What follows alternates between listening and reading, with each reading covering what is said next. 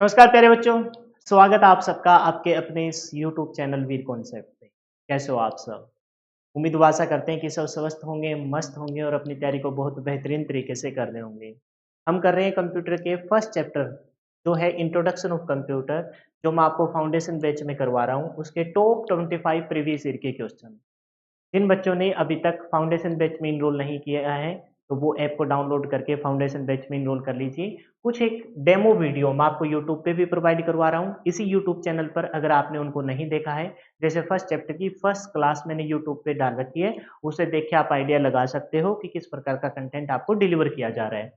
और मैं एक बार आपको पीडीएफ भी दिखा देता हूँ जो फर्स्ट चैप्टर मैंने रिसेंटली कवर किया है। जैसे ही चैप्टर पूरा हो जाएगा मैं उसी के साथ उसके प्रीवियस ईयर के क्वेश्चन करा रहा हूँ, ताकि बच्चों को ये भी आइडिया हो जाए कि किस प्रकार का कंटेंट डिलीवर किया जा रहा है। और उसको करने के बाद आपके कंप्यूटर की क्वेश्चन अटेम्प्ट हो रहे कि नहीं हो रहे, क्योंकि पढ़ना एक अलग बात होती है और पेपर में क्वेश्चन अलग अटेम्प्ट करना एक अलग बात होती है। इस चैप्टर को मैंने अच्छे से करवाया है, बाइलिंगुअल कराया है।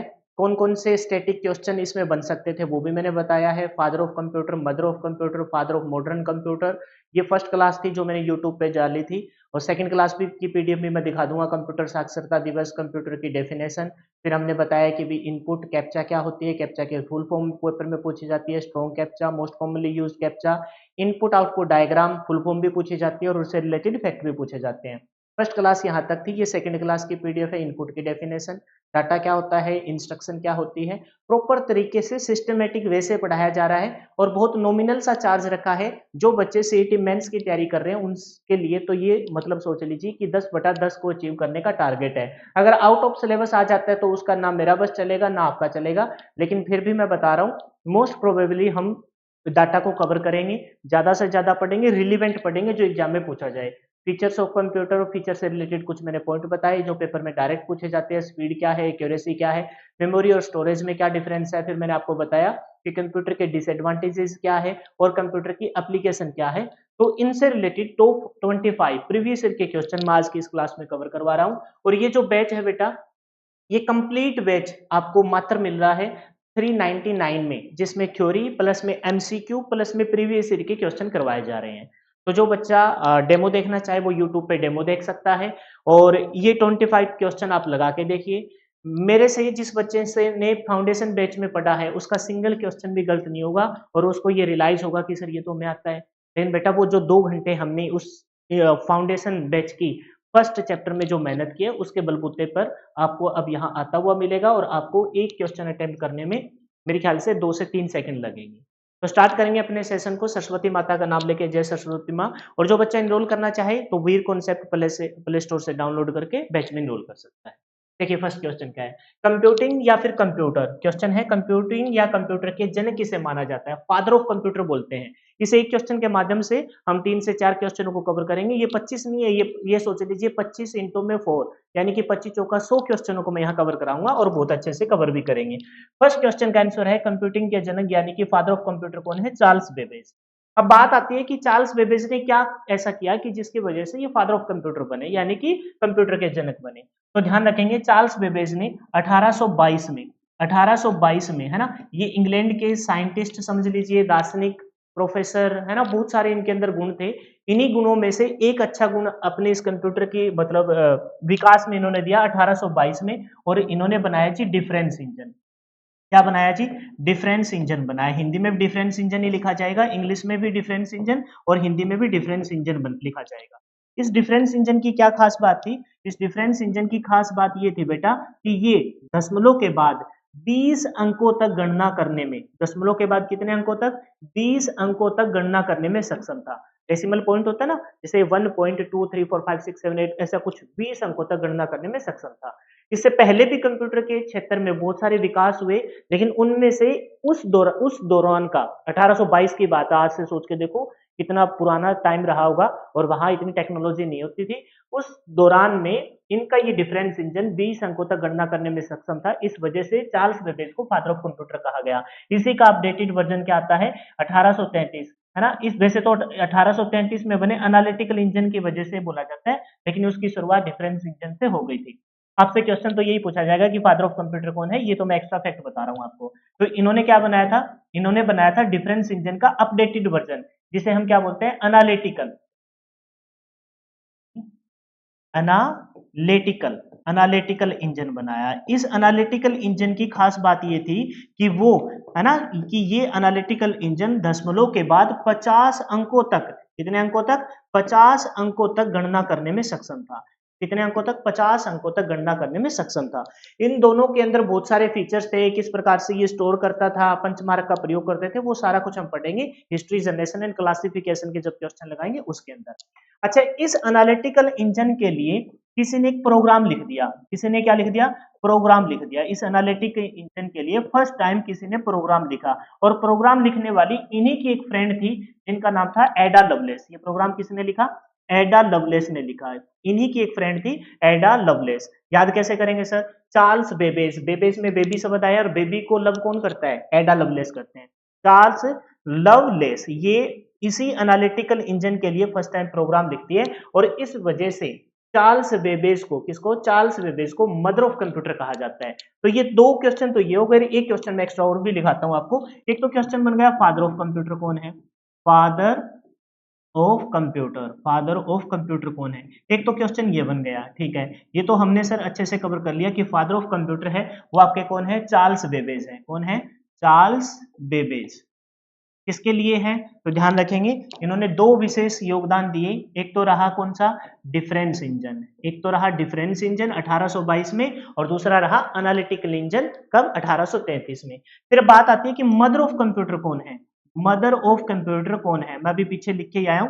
मदर ऑफ कंप्यूटर है वो डिफरेंस इंजन के बाद उसका अपडेटेड वर्जन आता है एनालिटिकल इंजन 1833, उसके लिए प्रोग्राम लिखती है जिनका नाम क्या है, एडा लवलेस। क्या नाम है जी, एडा लवलेस। किसके लिए लिखती है, एनालिटिकल इंजन के लिए लिखती है। इस वजह से एडा लवलेस मदर ऑफ कंप्यूटर बनी। साथ में इनको एक और टैग मिल गया, एक और उपाधि मिली, और कौन सी मिली, वो मिली जी उपाधि किसकी, वो उपाधि मिली फर्स्ट प्रोग्रामर। फर्स्ट प्रोग्रामर, क्योंकि इन्होंने पहला ही तो प्रोग्राम लिखा था, इससे पहले तो किसी ने प्रोग्राम भी नहीं लिखा था। तो फर्स्ट प्रोग्रामर, प्रोग्रामर, स्पेलिंग का बड़ा इश्यू रहता है मेरे, प्रोग्रामर, फर्स्ट प्रोग्रामर बनी। अच्छा, इन्हीं को क्या बोला जाता है, इन्हीं को बोला जाता है फर्स्ट लेडी प्रोग्रामर। क्या बोला जाता है, फर्स्ट, बात तो एक ही है ऊपर वाली और ये वाली, लेकिन मैं ये बता रहा हूं कि इन इन शब्दों से पूछ लिया जाता है। प्रोग्रामर, फर्स्ट लेडी प्रोग्रामर कौन है, एडा लवलेस है। किसके लिए लिखा था, 1833 में बने एनालिटिकल इंजन के लिए। ये थे father of computer, father of modern computer, sorry mother of computer. एक क्वेश्चन जो मैंने अभी अभी बोल दिया वो है क्या, फादर ऑफ मॉडर्न कंप्यूटर। ये भी क्वेश्चन पेपर में पूछा जाता है कि फादर ऑफ मॉडर्न कंप्यूटर कौन है। तो आप कहोगे सर इन दोनों में डिफरेंस क्या है, father of computer, father of modern computer. देखो उस दौरान चार्ल्स बेबेज ने जो काम किया वो बहुत ही, मतलब ये सोच लीजिए कि एक ड्रास्टिक चेंज लेके आता है कंप्यूटर के इतिहास में। और जब सारा कुछ, क्योंकि आज के टाइम में जितने भी हम डिवाइसेस यूज कर रहे हैं वो कहीं ना कहीं उनकी नींव डालने वाले चार्ल्स बेबेज थे। उससे पहले तो कैलकुलेटर के तौर पर यूज करते थे हम। तो फिर इन्होंने ऐसा क्या काम किया जो फादर ऑफ मॉडर्न कंप्यूटर बन गए, फादर ऑफ कंप्यूटर नहीं, फादर ऑफ मॉडर्न कंप्यूटर। क्या बोलेंगे, फादर ऑफ मॉडर्न कंप्यूटर कौन है ये, वो है एलन ट्यूरिंग। कौन है, मॉडर्न कंप्यूटर, मॉडर्न कंप्यूटर वो कौन है, एलन ट्यूरिंग। इन्होंने क्या किया, तो आप लिखोगे कि सर इन्होंने बनाई ट्यूरिंग मशीन। क्या बनाई, ट्यूरिंग मशीन।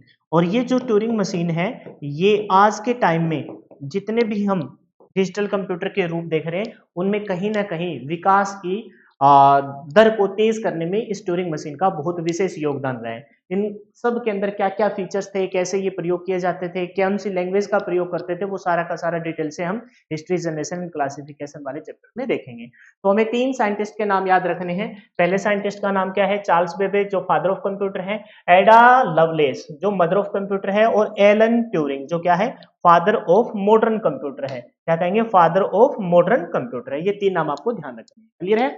नेक्स्ट क्वेश्चन देखिए। नेक्स्ट क्वेश्चन में क्या कहा गया है कि कंप्यूटर शब्द का उद्भव कौन सी भाषा से हुआ है। जो बच्चे मेरे से क्लास लगा के इस सेक्शन को देख रहे हैं उन्होंने इसका आंसर कर दिया होगा कि कंप्यूटर भाषा का जो उद्भव है वो लैटिन भाषा से हुआ है। कौन से हुआ है, लैटिन भाषा से। मैंने बताया था कि जो आज के टाइम में ये जो कंप्यूटर शब्द आप देख रहे हो है ना, ये कैलकुलेटिंग डिवाइस के तौर पर आया था। किसके तौर पर आया था? कैलकुलेटिंग डिवाइस के तौर पर आया था। तो इसके विकास में दो लैंग्वेज का विशेष योगदान रहा है। ये कंप्यूटर जो शब्द बना है, दो लैंग्वेज का विशेष योगदान रहा है। एक तो यहाँ दे ही रखा है लेटिन लैंग्वेज। कौन सी लैंग्वेज जी? Latin language. लेटिन लैंग्वेज से एक शब्द था लेटिन लैंग्वेज का, कौन सा? कंप्यूटरे। कौन सा शब्द था? कंप्यूटरे। कौन सा शब्द था? कंप्यूटरे। पूरा का पूरा स्पेलिंग सेम रहेगा, लास्ट में ARE आ जाएगा, बस ध्यान रखना है। तो कंप्यूटर से क्या बना? कंप्यूटर बना। कंप्यूटर से क्या बना? कंप्यूटर बना। अच्छा, ये तो होगी लेटिन लैंग्वेज। एक लैंग्वेज और ध्यान रखनी है, और दूसरी लैंग्वेज कौन सी है जी? English language. मान के चलो इस क्वेश्चन में अगर ये लेटिन शब्द ना मिलता तो आपको कौन सा नजर आता? इंग्लिश लैंग्वेज नजर आता। तो इंग्लिश लैंग्वेज के कौन से शब्द से अपना कंप्यूटर बना है? तो ध्यान रखेंगे, इंग्लिश लैंग्वेज के जो शब्द था वो था कंप्यूट। कौन सा शब्द था? कंप्यूट। कौन सा शब्द था? कंप्यूट। तो कंप्यूट इंग्लिश भाषा का और कंप्यूटर लेटिन भाषा का, जिससे अपना कौन सा शब्द बन गया? कंप्यूटर बन गया। अब एक बात बताऊं, चाहे आप बात करो कंप्यूट की, चाहे तो आप बात करो कंप्यूट की, इंग्लिश भाषा के कौन से शब्द? कंप्यूट की। और चाहे आप बात करो कंप्यूटरे की, कौन से की बात करो? कंप्यूटरे। कंप्यूटरे कौन सी भाषा का है? तो आप कहेंगे सर ये कंप्यूटरे है आपका कौन सी भाषा का? ये आपकी लेटिन भाषा का। बेटा इन दोनों का ही मतलब क्या होता है? इन दोनों का मतलब होता है गणना करना। क्या करना? गणना करना। क्योंकि कंप्यूटर आज के टाइम में जो आप इतनी सारी एप्लीकेशन देख रहे हो, ये स्टार्टिंग में इतनी सारी एप्लीकेशन मतलब अचानक से ही तो इतनी एडवांस फीचर्स तो नहीं आ सकते, धीरे धीरे विकास हुआ है। स्टार्टिंग में जो आप इस कंप्यूटर को जब एज पर कंप्यूटर तो क्या था? कैलकुलेटिंग डिवाइस के तौर पर। उससे पहले भी मतलब ऐसे ही कोई चीजों को काउंट करने के लिए चांद के घटने बढ़ने से, सुना है ना बेबीलोन में, चाइना में ऐसे फर्स्ट टाइम ये ऐसे मिला था एक पत्थर पर, है ना, एक पत्थर पर ऐसे निशान लगा रखे थे जिससे ये पता चलता है कि चांद का घटना बढ़ना किस हिसाब से। फिर नेपियर्स बोन्स आता है जो आपने पीछे देखा था ना, ये सब साइंटिस्टों के ही नाम है। आपने देखा ना, ये देखो यहाँ Charles Babbage, John Napier, Napier bones आती है, यानी कि हड्डी पर कुछ निशान लगाए जाते हैं जिससे जोड़ और घटा के कुछ मतलब हिसाब लगाया जाता है। तो ये धीरे धीरे विकास हुआ, लेकिन हम कंप्यूटर को किस प्रकार से यूज करते थे? स्टार्टिंग में गणना करना। चाहे वो इंग्लिश भाषा के कंप्यूटर, चाहे वो लेटिन भाषा के कंप्यूटर, इन दोनों का मतलब क्या होता है? गणना करना। क्लियर है? बहुत बढ़िया। नेक्स्ट देखिए, कह रहे हैं कि कंप्यूटर हेतु निम्न में से कौन सा नाम प्रयुक्त हो सकता है? कौन सा नाम प्रयुक्त होता है? अच्छा, कभी कभार ये होता है कि जिसमें अपना स्ट्रॉन्ग हैंड होता है तो हमें लगता है कि भाई यार ये क्वेश्चन तो अपने को आता ही है, और ऑनलाइन पेपर हो तो फिर भी एक मौका मिल जाता है, लेकिन ऑफलाइन पेपर हो तो बच्चा पहले ही ऑप्शन देखता है और उस पर निशान लगा देता है, पेन रख दिया तो गया। जैसे अभी रिसेंटली ये जो हरियाणा सीईटी का पेपर हुआ है, तो इसमें मेरे को ऐसा कोई सिंगल कैंडिडेट नहीं मिला जिसने ये ना कहा हो कि सर ये क्वेश्चन तो मेरे को आता था, लेकिन मैं क्वेश्चन को अच्छे से नहीं पढ़ा, पूछ रखा था नहीं है और मैंने सोचा है। तो पहला ही ऑप्शन होता है वो कर देते हैं बच्चे, निशान लगा देते हैं। और ऐसे 3 से 4 क्वेश्चन गलत हो जाए, वैसे सिलेक्शन तो ना एक क्वेश्चन के हेरफेर सही, एक क्वेश्चन सही हो तो हो जाता है, और कभी कभार एक क्वेश्चन गलत हो तो बाहर हो जाते हैं। नेगेटिव मार्किंग नहीं है, इसका मतलब ये नहीं होता कि भाई क्या फर्क पड़ता है एक क्वेश्चन से? दिन रात का फर्क पड़ता है। एक क्वेश्चन का मतलब 10,000 स्टूडेंट को आगे बढ़ने का मौका, और एक क्वेश्चन सही होना मतलब 10,000 स्टूडेंट को पीछे कर देना, धकेल देना। तो आपको क्वेश्चन ध्यान से पढ़ना है। जैसे इस क्वेश्चन में कंप्यूटर हेतु निम्न में से कौन सा शब्द प्रयोग होता है? यहाँ आपको देखा सहगणक, बहुत बार नाम सुना भी होगा, कंप्यूटर का एक हिंदी नाम क्या है? सहगणक है। तो सहगणक देखते ही कहीं आप निशान लगा दो। अच्छा, कभी कभार ये भी होता है कि ये जो ऑप्शन नजर आ रहे हैं ना, ये जो पहले देके और फिर नीचे ये देना केवल एक व दो, केवल एक दो और चार, केवल एक दो तीन चार। अब कभी कुछ एक स्टूडेंट को लगता है कि ये सबसे मुश्किल क्वेश्चन होता है, जबकि मेरी जो थ्योरी है ना इसके रिगार्डिंग, वो थोड़ी हटके है। क्योंकि पहली बात तो इन ऐसे ये यूपीएससी पैटर्न होता है, इसको अटेम्प्ट करने के लिए ना आपको एक तो डीप पढ़ना पड़ेगा, नॉलेज होना चाहिए, और जब अगर आपको डीप पढ़ के और नॉलेज आ जाए ना, तो फिर इससे बेस्ट कोई क्वेश्चन नहीं होता, क्योंकि इसमें ऑप्शन एलिमिनेट हो जाते हैं। अब आपको पता है कि ये तो कंफर्म है कि कंप्यूटर का एक नाम सहगणक है, तो दूसरा जहां इसमें नहीं है दूसरा, तो ये तो गया। समझ रहे हो मेरी बात को? क्योंकि दूसरा सहगणक तो आपको पता है, तो ये ऑप्शन तो गया, ये पहला इसका आंसर नहीं हो सकता। अच्छा, जहां दूसरा नजर आए, ये दूसरा है, यहाँ दूसरा नहीं है, तो ये ऑप्शन गया। तो देखिए, आपने एक सिर्फ सहगणक का पता है और दो ऑप्शन आपने एलिमिनेट कर दिए, तो अब ये बचा और ये बचा। अब आपको थोड़ा सा नॉलेज होना चाहिए, यानी कि ये वाले जो यूपीएससी पैटर्न है ना, ये बेस्ट पैटर्न होता है किसी भी क्वेश्चन को अटेम्प्ट करने का, लेकिन इसके लिए आपको डीप नॉलेज होना चाहिए। तो देखते हैं कंप्यूटर के लिए निम्नलिखित में से कौन सा शब्द प्रयोग करते हैं। अब सुनिए मेरी बात को ध्यान से समझना। कंप्यूटर के हिंदी के नाम होते हैं, 3 नाम होते हैं कंप्यूटर के हिंदी में। कंप्यूटर के हिंदी नाम, कंप्यूटर के हिंदी लिख देते हैं, फिर हिंदी नाम है तो हिंदी नाम, कंप्यूटर के हिंदी नाम। 3 नाम आपको ध्यान रखने हैं और तीनों के तीनों नाम यहाँ दे रखे हैं। कौन-कौन सा? एक तो वो रहा सैगणक, कंप्यूटर का एक हिंदी नाम क्या है? सैगणक, यानी कि गणना, सैगणक, सैगणक यानी कि गणना गणना करने वाला। मैंने अभी थोड़ी देर पहले भी बताया था, गणना करने वाला। अच्छा, एक इसका नाम क्या है? परिकलक। क्या नाम है जी? परिकलक। इसका मतलब भी क्या होता है? गणना करना। एक इसका हिंदी नाम होता है जी अभिकलितर। क्या नाम होता है? अभिकलितर। और इसका मतलब भी क्या होता है जी? गणना करना। तो कंप्यूटर के 3 नाम हैं हिंदी में। एक तो होता है जी सैगणक, गणना करने वाला। अभिकलतर कुछ संस्कृत से रिलेटेड, अभिकलतर और परिकलक ये संस्कृत से रिलेटेड शब्द है।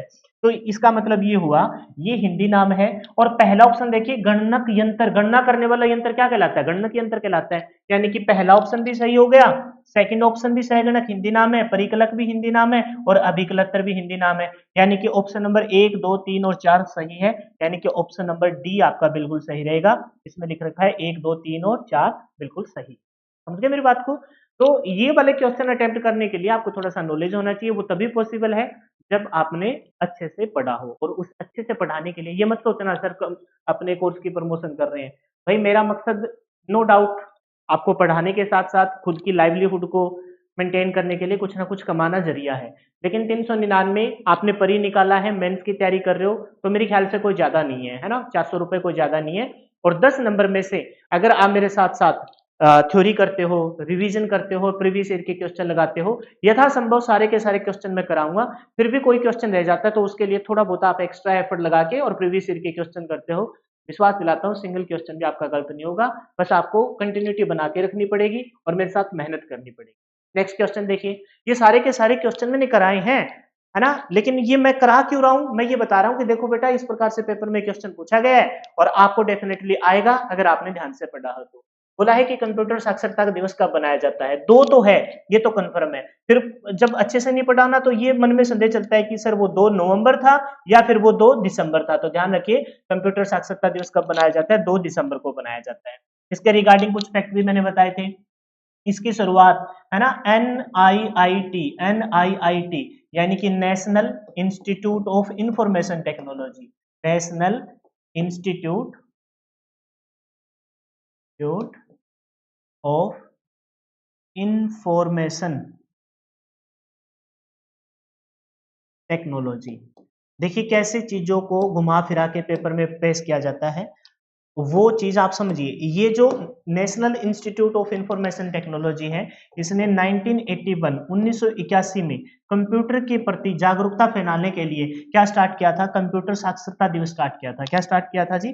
कंप्यूटर साक्षरता दिवस स्टार्ट किया था। इस कंप्यूटर साक्षरता दिवस को हर वर्ष कब बनाया जाने लग गया? 2 दिसंबर को, क्योंकि फर्स्ट टाइम इन्होंने 2 दिसंबर को बनाया। अब सुनिए मेरी बात, ये क्वेश्चन ना जो मैं लिख रहा हूं, ये इंडिया जीके के सेंस के करंट अफेयर में आया है, यानी जीके के करंट अफेयर। जब 2023 का मैंने कोई प्रीवियस ईयर का पेपर देखा था तो उसमें ये क्वेश्चन मेरे को नजर आया कि 2023 के कंप्यूटर साक्षरता दिवस 2 दिसंबर को थीम क्या था।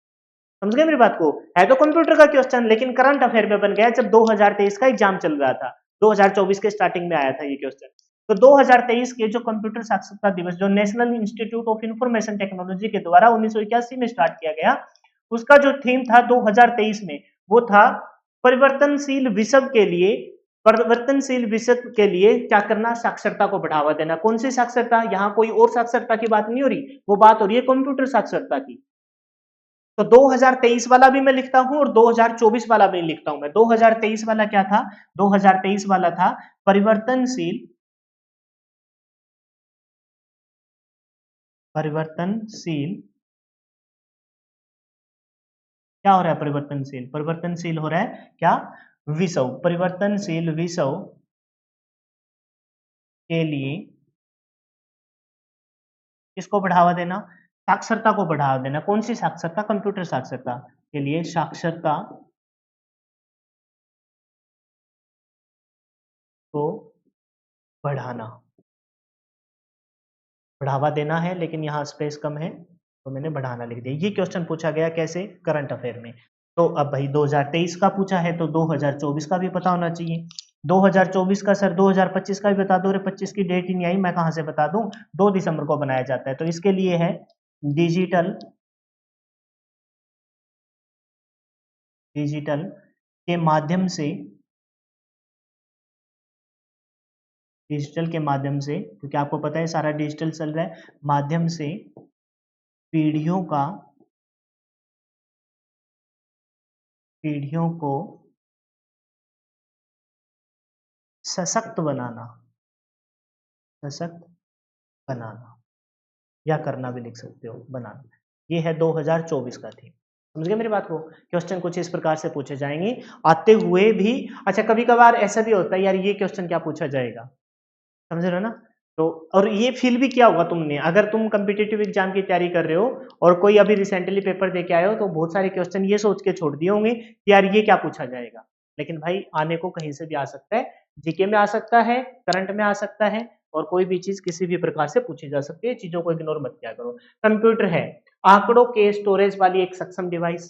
आपको पता है कंप्यूटर के अंदर हम इनपुट देते हैं, इनपुट की प्रोसेसिंग करता है, और प्रोसेसिंग करने के बाद आपको एक आउटपुट दे देता है। आपको ध्यान होगा, एक बार छोटा सा एक डायग्राम के माध्यम से मैं थोड़ा सा बताना चाहूंगा आपको। आप कंप्यूटर को इनपुट दोगे, इनपुट पे वो क्या करेगा, प्रोसेसिंग करेगा, और प्रोसेसिंग करने के बाद आपको क्या दे देगा, आउटपुट दे देगा।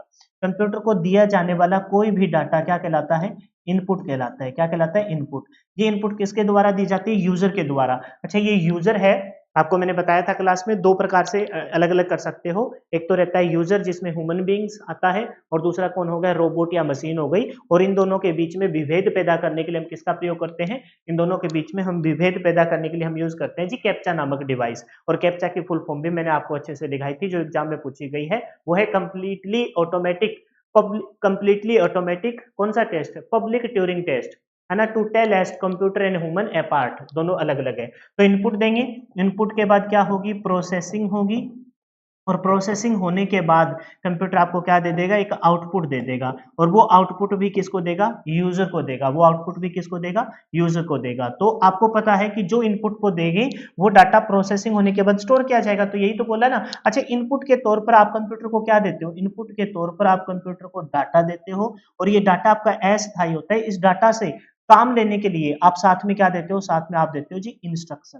क्या देते हो, इंस्ट्रक्शन देते हो। इंस्ट्रक्शन को क्या बोलते हैं हिंदी में, निर्देश बोलते हैं। आंकड़े देते हो, और क्या देते हो, ये तीर का निशान उल्टा लगा देते हैं, डाटा देते हो, और क्या देते हो,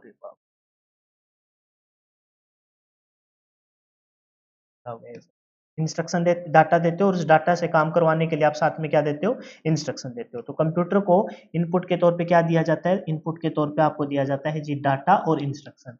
तो आंकड़ों को स्टोरेज वाली एक डिवाइस है। आप काम करेंगे कंप्यूटर पे, और काम करने के बाद डाटा को स्टोर कर देंगे। आंकड़ों को एनालिसिस करने में सक्षम है, बिल्कुल सही है। आंकड़ों को एनालिसिस करेगा, प्रोसेसिंग करेगा, तभी तो कोई आउटपुट आएगी। और तीसरा बोला है फुली प्राइवेसी, भी प्राइवेसी बहुत है ना, प्राइवेसी बहुत है। ये सब इसके क्या है, कंप्यूटर के फीचर ही तो है। कंप्यूटर के फीचर ही तो है कि आपके क्या करेगा, डाटा को स्टोर कर लेगा, एनालिसिस करेगा, और आपको क्या दे देगा, आउटपुट दे देगा। तो इस क्वेश्चन का क्या हो जाएगा, ऑप्शन नंबर 1 भी सही है, 2 भी सही है, 3 भी सही है, यानी कि उपरोक्त तीनों आपके क्या हो जाएंगे, बिल्कुल सही हो जाएंगे। फर्स्ट ऑप्शन भी सही है, सेकंड ऑप्शन भी सही है, और थर्ड ऑप्शन भी आपका क्या रहेगा, सही रहेगा। ऑप्शन तो ये है ABCD, यानी फर्स्ट, सेकंड और थर्ड आपके बिल्कुल क्या रहेंगे, सही रहेंगे। अच्छा, कंप्यूटर एक है क्या, तो ध्यान रखिए कंप्यूटर आपकी क्या है, एक ऑटोमेटिक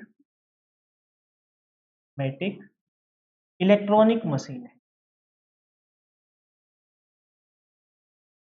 ऑटोमेटिक का मतलब समझते हो ना, जो कमांड या दिशा निर्देश पे आपकी चले। इलेक्ट्रॉनिक का मतलब इलेक्ट्रिसिटी से चले, और मशीन है, और क्या है, एक मशीन है। नेक्स्ट क्वेश्चन देखिए, कह रहे हैं कि निम्नलिखित में से कंप्यूटर का कौन सी एक विशेषता है। तो इस क्वेश्चन के माध्यम से हम कंप्यूटर के अंदर जितनी सारी विशेषता वो सारी की सारी कवर कर लेंगे। तो आपको पता है कि कंप्यूटर की एक्यूरेसी, यानी कि कंप्यूटर की जो एक्यूरेसी है वो बहुत अच्छी है ना। कंप्यूटर की वर्सेलिटी, यानी कि कंप्यूटर के एक साथ बहुत सारे टास्क करने की विशेषता भी बहुत अच्छी है। और कंप्यूटर की हाई स्टोरेज कैपेसिटी, यानी कि कंप्यूटर के अंदर डाटा आप बहुत ज़्यादा स्टोर कर सकते हो। और ऑल ऑफ दीज, यानी कि ये चारों ऑप्शन बिल्कुल सही हो जाएंगे। लेकिन इसके अलावा भी जो फीचर हो सकते हैं वो मैं आपको सारे के सारे यहाँ लिखवा देता हूँ। तो ऑप्शन कौन सा सही हो जाएगा, ऑप्शन सही हो जाएगा आपका कौन सा, हाई स्टोरेज कैपेसिटी है। तो ऑल ऑफ दीज, ऑप्शन कौन सा सही हो जाएगा, ऑल ऑफ दीज। इसके अलावा क्या क्या फीचर्स हो सकते हैं, जरा उनको भी देख लेते हैं। एक्यूरेसी मतलब शुद्धता, वर्सेलिटी मतलब इसकी एक साथ, वर्सेलिटी का मतलब क्या होता है, वर्सेलिटी का मतलब होता है कि एक साथ ये बहुत सारे काम कर सकता है, बहुरूपता। और हाई स्टोरेज कैपेसिटी। अच्छा, इसके अलावा क्या क्या फीचर हो सकते हैं, तो आप कह देंगे कि इसकी स्पीड बहुत होती है, यानी कि इसकी गति। आपको पता है 8% में कंप्यूटर की जो स्पीड है वो गीगाहर्ट्ज में है, 10 की पावर 9 गणनाएं पर सेकंड, और टॉप स्पीड है 6.5 गीगाहर्ट्ज पर सेकंड। अच्छा, इसके अलावा सर और क्या फीचर हो सकता है, तो आप कहेंगे एक फीचर आपने अभी पीछे लिखा था कि कंप्यूटर आपकी क्या है, ऑटोमेटिक इलेक्ट्रॉनिक मशीन है, यानी कि आप लिख सकते हो कि ये ऑटोमेटिक होता है। क्या होता है? ऑटोमेटिक होता है, यानी कि ये स्वचालित होता है। क्या बोलेंगे? स्वचालित होता है, खुद से एक बार आपने इंस्ट्रक्शन और कमांड दे दी तो उसके बेस पे ये गणनाएं कर देता है, ऑटोमेटिक होता है। और कोई फीचर सर इसके अलावा हम क्या बोल सकते हैं? वर्सेलिटी आ ही चुका है, तो हम बोल सकते हैं कि इसकी डिलीजेंसी, डिली डेलीजेंसी, डेलीजेंसी का मतलब क्या होता है? डेलीजेंसी का मतलब होता है उधमशीलता। उधमशीलता यानी कि यह बिना रुके बिना थके 24 घंटे सातों दिन उसी एक्यूरेसी, उसी स्पीड और उसी वर्सेलिटी, वर्सेलिटी मतलब एक साथ बहुत सारे काम करने की क्षमता, उसी उधमशीलता से वर्क करता रहता है, यानी कि इसकी डिलीजेंसी बहुत ही अच्छी है। उधमशीलता, उसी उधमशीलता के साथ क्या करता रहता है? वर्क करते रहता है। इसके अलावा कोई और फीचर सर? इसके अलावा इसका एक फीचर ये है कि ये बहुत ज्यादा रिलायबल है, यानी कि ये बहुत ज्यादा क्या है? रिलायबल है, यानी कि बोल सकते हैं इसकी री रुक जाओ री सॉरी भाई, मतलब ये बीच में कभी कभार बोर्ड है ना जवाब दे देता है। तो रिलायबिलिटी, रिलायबिलिटी का मतलब क्या होता है कि इसकी क्या कहेंगे? इसकी विश्वसनीयता, रिलायबिलिटी, रिलाय स्पेलिंग वगैरह देख लेना यार, ये थोड़ी बहुत आगे पीछे हो जाए ना तो उसको इग्नोर कर देना, यानी कि बोल देंगे कि इसकी क्या बहुत अच्छी होती है? विश्वसनीयता,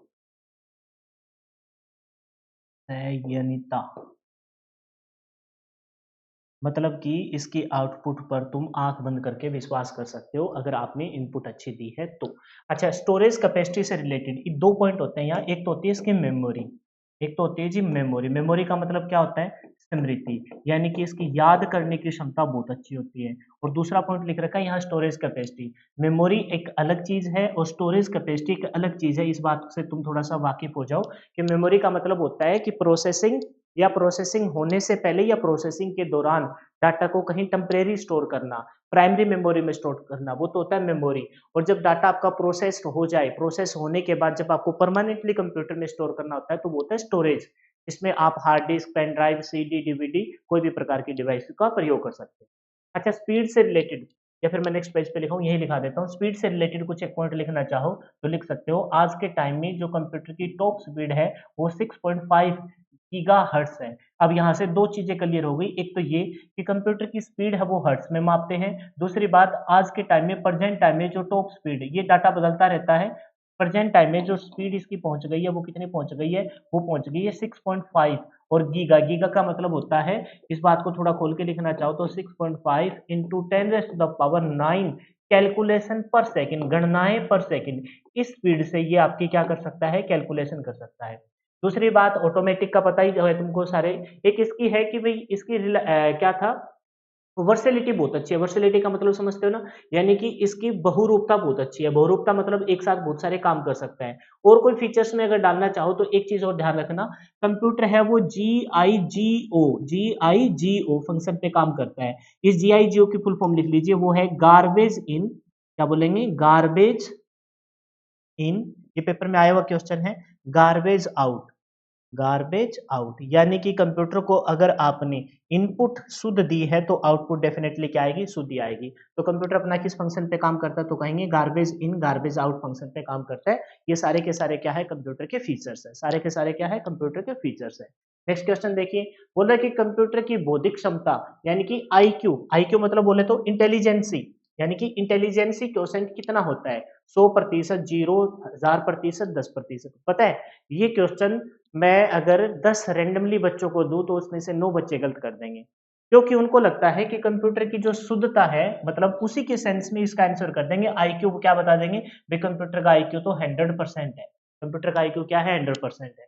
जबकि क्योंकि उनको लगता है कि यार 1000% कोई वैल्यू होती ही नहीं, जीरो तो कोई चांस ही नहीं है, और 10% तो बीच का डाटा, तो क्या हुआ? कंप्यूटर का आउटपुट 100% शुद्ध देता है।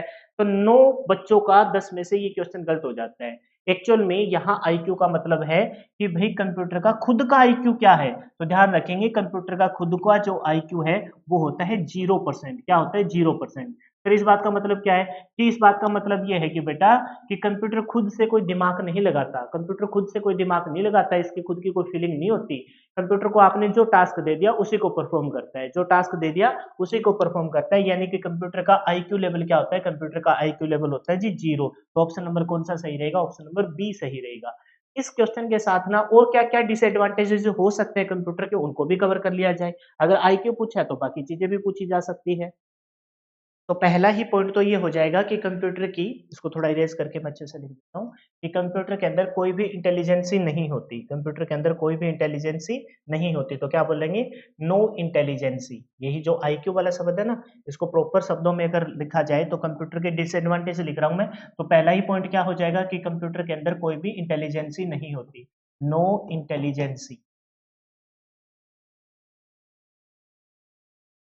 कोई भी इंटेलिजेंसी नहीं होती। और इस बात का मतलब क्या है, इस बात का मतलब ये है कि कंप्यूटर का आईक्यू सेंस क्या होता है, जीरो होता है। आईक्यू सेंस कितना परसेंट होता है, 0% होता है। परसेंट लगाने की जरूरत ही नहीं है, क्योंकि आपको पता है भी जीरो ही हो गया तो क्या कोई वैल्यू होगी, कोई भी वैल्यू नहीं है, यानी कि कंप्यूटर का आईक्यू क्या होता है, जीरो होता है। ठीक है, दूसरा अगर पॉइंट लिखना चाहो तो लिखेंगे कंप्यूटर के डिसएडवांटेज में, तो क्या लिखेंगे भाई, इसकी कोई फीलिंग नहीं होती, तो क्या लिखेंगे, no emotional feeling, no emotional feeling. इस बात का मतलब क्या है, इस बात का मतलब ये है कि भाई अगर आपका मूड अच्छा है ना, और आपने सॉन्ग प्ले कर रखे है और अच्छी खासी आवाज लगा रखी है, और बराबर से ही आपकी गली में से कुछ ऐसी अप्रिय घटना हो जाए, तो भाई ये तो अपने आप से नहीं रुकने वाला, जब तक या तो वो सॉन्ग खत्म ना हो जाए, प्ले लिस्ट खत्म ना हो जाए, या फिर आप इसको आके रोक दो, तब तक ये तो नहीं रुकने वाला। और ध्यान भी होगा कि कंप्यूटर की जो रोबोट नाम की फर्स्ट मूवी आई थी, जिसमें चिंटी का रोल किसने प्ले किया था, चिंटी का रोल बहुत ही खतरनाक सुपरस्टार है ना, रजनीकांत ने फॉलो किया था। तो उसमें बताया गया था कि भाई उसके आपके तो कोई फीलिंग ही नहीं है, और जब फीलिंग जागी है ना, फीलिंग जागी ऐश्वर्या राय के लिए, तो कितना घातक सिद्ध हो गया था। तो खुद की वहां कोई फीलिंग नहीं होती किसके, कंप्यूटर की। ये भी कंप्यूटर का क्या है, डिसएडवांटेज है। इसके अलावा कोई कंप्यूटर का डिसएडवांटेज की मैं बात करूं तो लिखेंगे dependency of electricity on human. तो लिख लीजिए, पहले लिख लीजिए ह्यूमन डिपेंडेंसी, ह्यूमन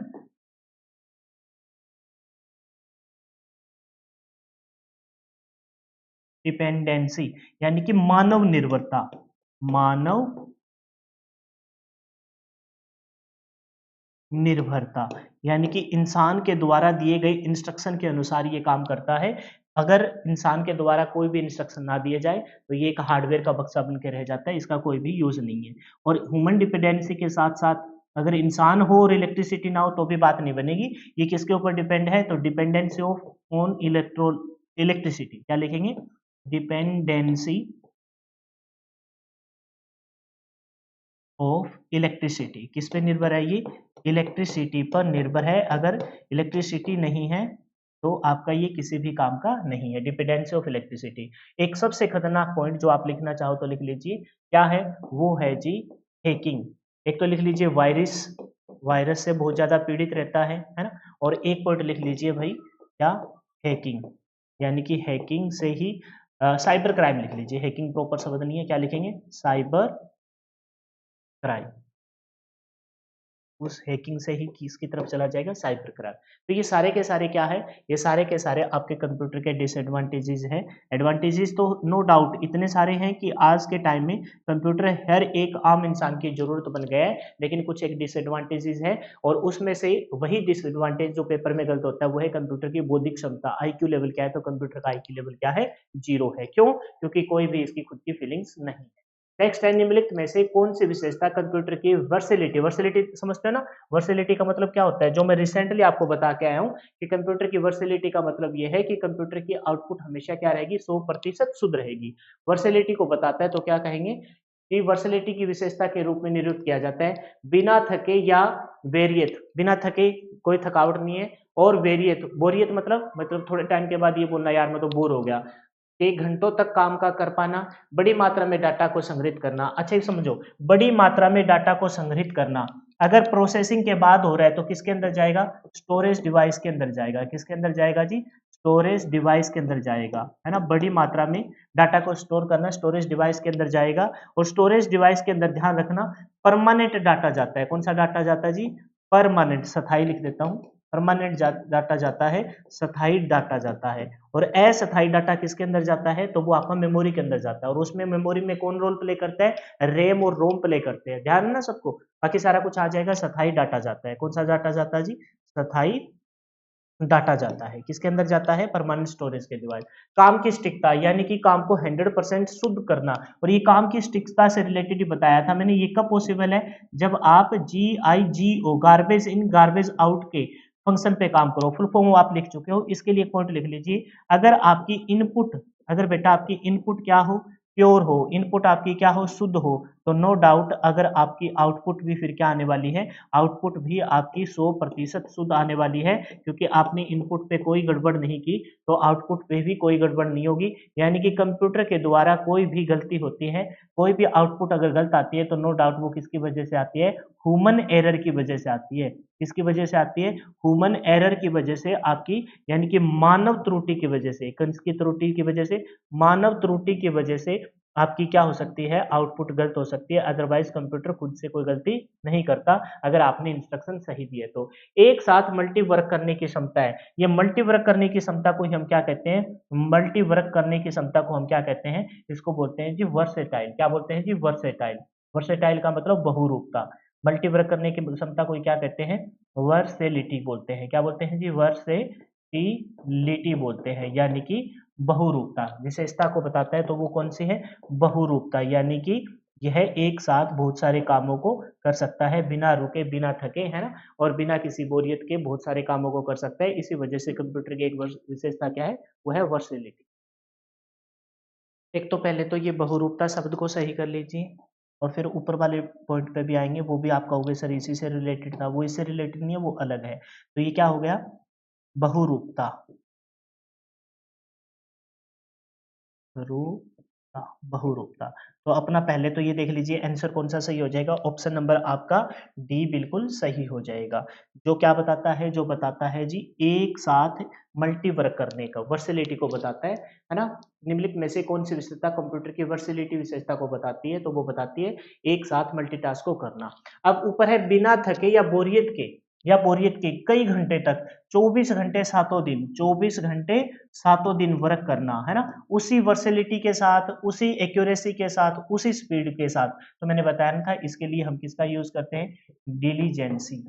इसका यूज करते हैं डिलीजेंसी। डिलीजेंसी का मतलब समझते हो ना तुम, डिलीजेंसी का मतलब होता है उद्यमशीलता। उद्यमशीलता यानी कि आप बिना रुके, बिना थके 24 घंटे सातों दिन वर्क करते रहे। क्लियर है, हो जाएगा, ठीक है, बहुत बढ़िया। अभी नेक्स्ट देखिए, बोला कि बैंकिंग सिस्टम में कंप्यूटर किसके लिए प्रयुक्त किया जाता है। कंप्यूटर की बहुत सारी एप्लीकेशन है, उन एप्लीकेशन में हम सबसे ज्यादा जो आज के टाइम में प्रचलन में है, वो है कंप्यूटर के बैंकिंग सिस्टम में। तो बैंकिंग सिस्टम में कहाँ यूज करते हैं, उनसे रिलेटेड फुल फॉर्म भी करेंगे, और साथ में अन्य एप्लीकेशन को भी देखेंगे। अच्छा, प्रत्येक स्लाइड के बाद ना मैं थोड़ा साइड में हट रहा हूँ, इसके पीछे मकसद ये है कि भाई आप क्वेश्चन को देखो और खुद से अटेम्प्ट करो। आता हो तो इससे बेस्ट कुछ नहीं होता। अगर आपको थोड़ा वो टाइम लेना है, तो भी आप वीडियो को रोक के मन ही मन में बता सकते हो भी इसका आंसर ये है। अगर आपका सही होता है तो इसका मतलब आपने क्लास को बहुत ध्यानपूर्वक देखा है। अगर आपका सही नहीं होता है तो इसका मतलब आपको और एक्स्ट्रा वर्क करने की जरूरत है। तो देखिए, बैंकिंग सिस्टम में हम कंप्यूटर का प्रयोग करते हैं, वो करते हैं एटीएम में, automatic teller machine, full form भी देखेंगे। ईसीएस, ईसीएस की फुल फॉर्म बहुत ज्यादा बार पेपर में रिपीट हुई है, और वो है electronic electronic clearing service. Electronic clearing service ECS में यूज करते हैं। ईएफटी, ये पता ही होगा आपको, है ना, जिनका बैंक से वास्ता पड़ता रहता है उनको पता होगा। ये थोड़ी सी अलग है, लेकिन ये पेपर में पूछी जाती है। ईएफटी की फुल फॉर्म क्या आती है, इलेक्ट्रॉनिक फंड ट्रांसफर। तो इन तीनों ही जगह हम कंप्यूटर सिस्टम में, कंप्यूटर का बैंकिंग सिस्टम में यूज करते हैं। तो कौन सा ऑप्शन सही रहेगा, ऑप्शन नंबर डी आपका बिल्कुल सही हो जाएगा, यानी कि डी आपका सही मायने में आंसर है। अब इन तीनों के फुल फॉर्म और इसके अलावा और कौन कौन से एप्लीकेशन है कंप्यूटर की, वो भी हम कवर कर लेंगे। एटीएम की फुल फॉर्म क्या है, सबको पता है, ऑटोमेटिक क्या, ट्रेलर। अब ट्रेलर और टेक्निक ये शब्द मिलते हैं, तो ध्यान रखना वो ट्रेलर मशीन है, automatic trailer machine. Next slide में जब लेके आऊंगा तो एटीएम के फुल फॉर्म में जरूर लेके आऊंगा, वहां कंफ्यूजन पैदा होती है। ट्रेलर है, टेक्निक है, टेक्नोलॉजी है, तो ध्यान रखेंगे ऑटोमेटिक ट्रेलर मशीन है। ईसीएस की फुल फॉर्म क्या है, इलेक्ट्रॉनिक फंड ट्रांसफर। क्या बोलेंगे, पहले ईएफटी की लिख लेते हैं, इलेक्ट्रॉनिक, ये कॉमन है, सबको पता ही होगा, फंड FOUND, ट्रांसफर। तो भाई जो स्पेलिंग एरर होते हैं प्लीज उसे निगलेक्ट कर देना, कंटेंट पे फोकस करना। ये बार बार पूछी जाती है। ECS क्या बोलेंगे? Electronic clearing service, electronic clearing service. और ये सारी की सारी कहाँ यूज की जाती है? बैंकिंग सिस्टम में यूज की जाती है। किसकी सहायता से? तो आप कहेंगे इन सब के पीछे कहीं ना कहीं किसका रोल प्ले होता होगा? कंप्यूटर का रोल प्ले होता होगा। इस वजह से कंप्यूटर की एप्लीकेशंस में ये है शामिल। अच्छा, इसके अलावा इस कंप्यूटर की कौन कौन सी और एप्लीकेशन है? कंप्यूटर बैंकिंग सिस्टम में तो हमने डिटेल से देख लिया। इसके अलावा हम कहेंगे तो क्या कहेंगे? सर हम इसका रेलवे में अच्छे से यूज करते हैं। वैसे तो देखा जाए कोई ऐसा कोई क्षेत्र ही नहीं है जहां पर कंप्यूटर का प्रयोग ना किया जाए, लेकिन फिर भी मैं कुछ एक लिख रहा हूँ एप्लीकेशन के तौर पर भी कंप्यूटर को कहाँ कहाँ हम प्रयोग में लाते हैं। तो रेलवे एंड क्या बोलेंगे? Railway and airlines reservation, railway and airline reservation,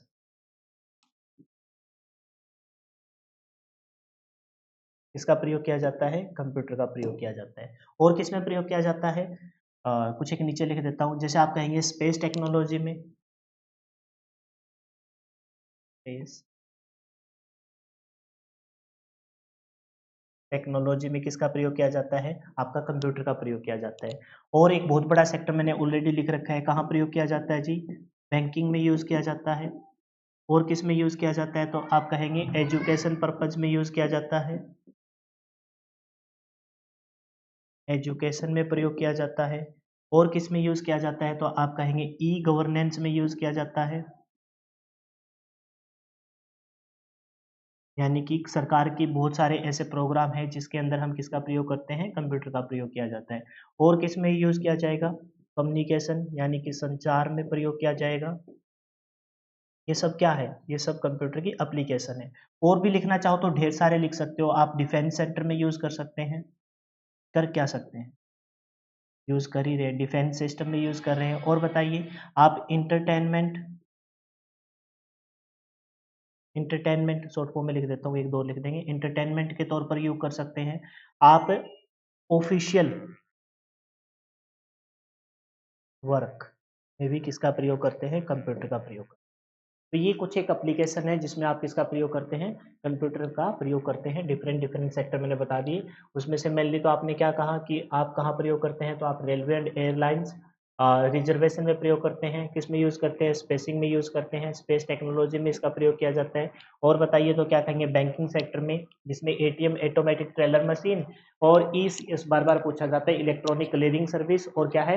electronic fund transfer में। एजुकेशन सिस्टम में आपको पता है सारा का सारा ई गवर्नेंस है ना।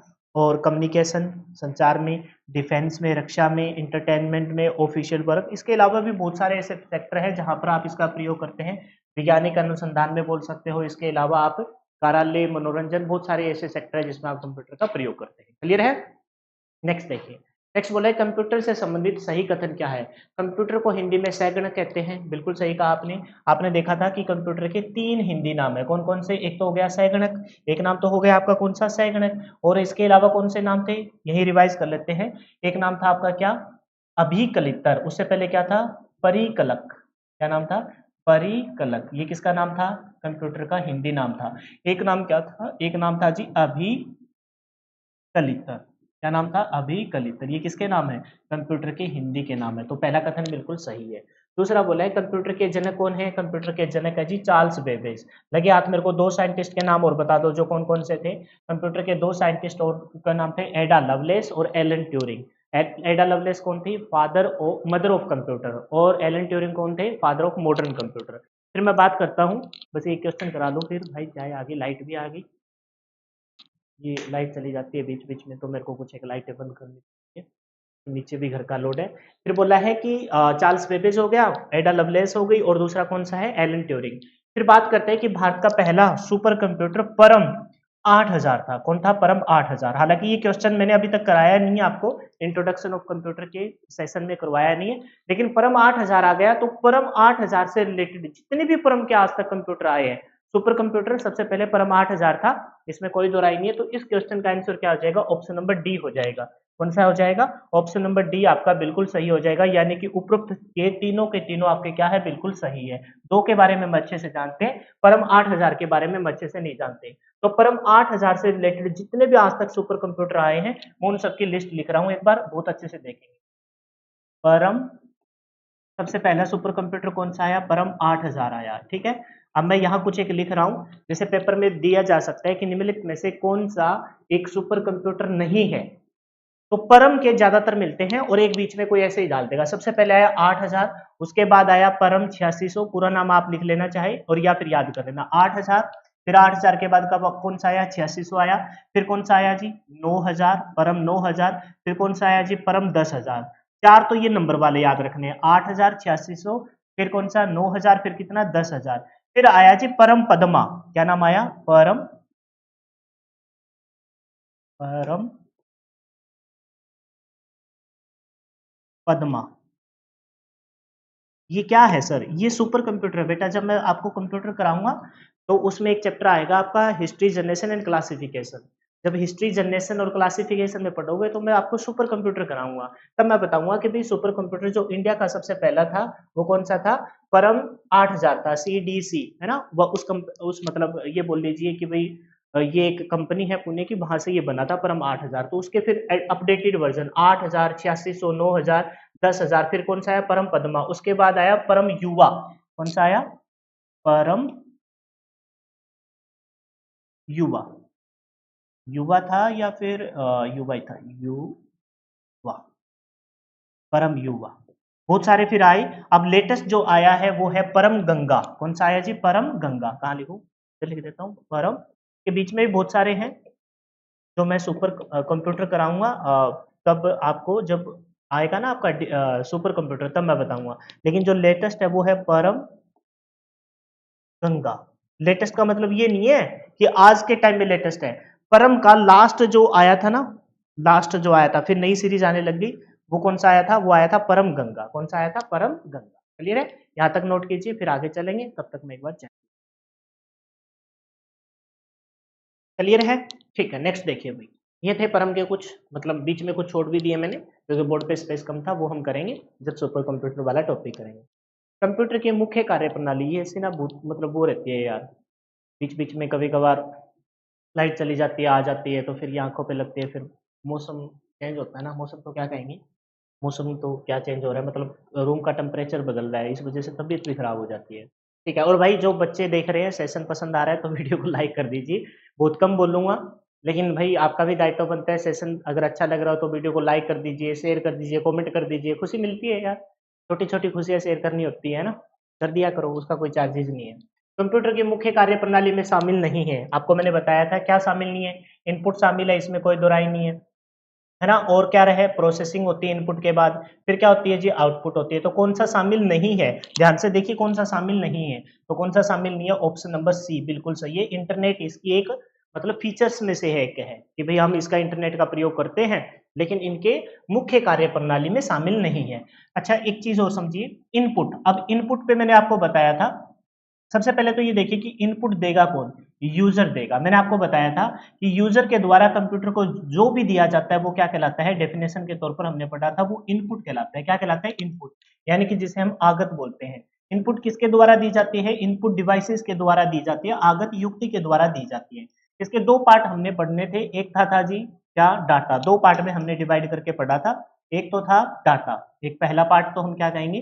डाटा कहेंगे, जिसको हिंदी में क्या कहा जाता है जी? आंकड़े कहा जाता है। ये पेपर में पूछे जाने वाले क्वेश्चन है। और दूसरा क्या कहलाता है जी? इंस्ट्रक्शन कहलाता है। क्या कहलाता है? इंस्ट्रक्शन, जिसे हम निर्देश कहते हैं। आंकड़े लिख देता हूं, आंकड़ा यानी कि डाटा प्लूरल शब्द है, डेक्टेटम सिंगुलर हो जाता है शायद। इंस्ट्रक्शन क्या है? निर्देश। क्या है? निर्देश।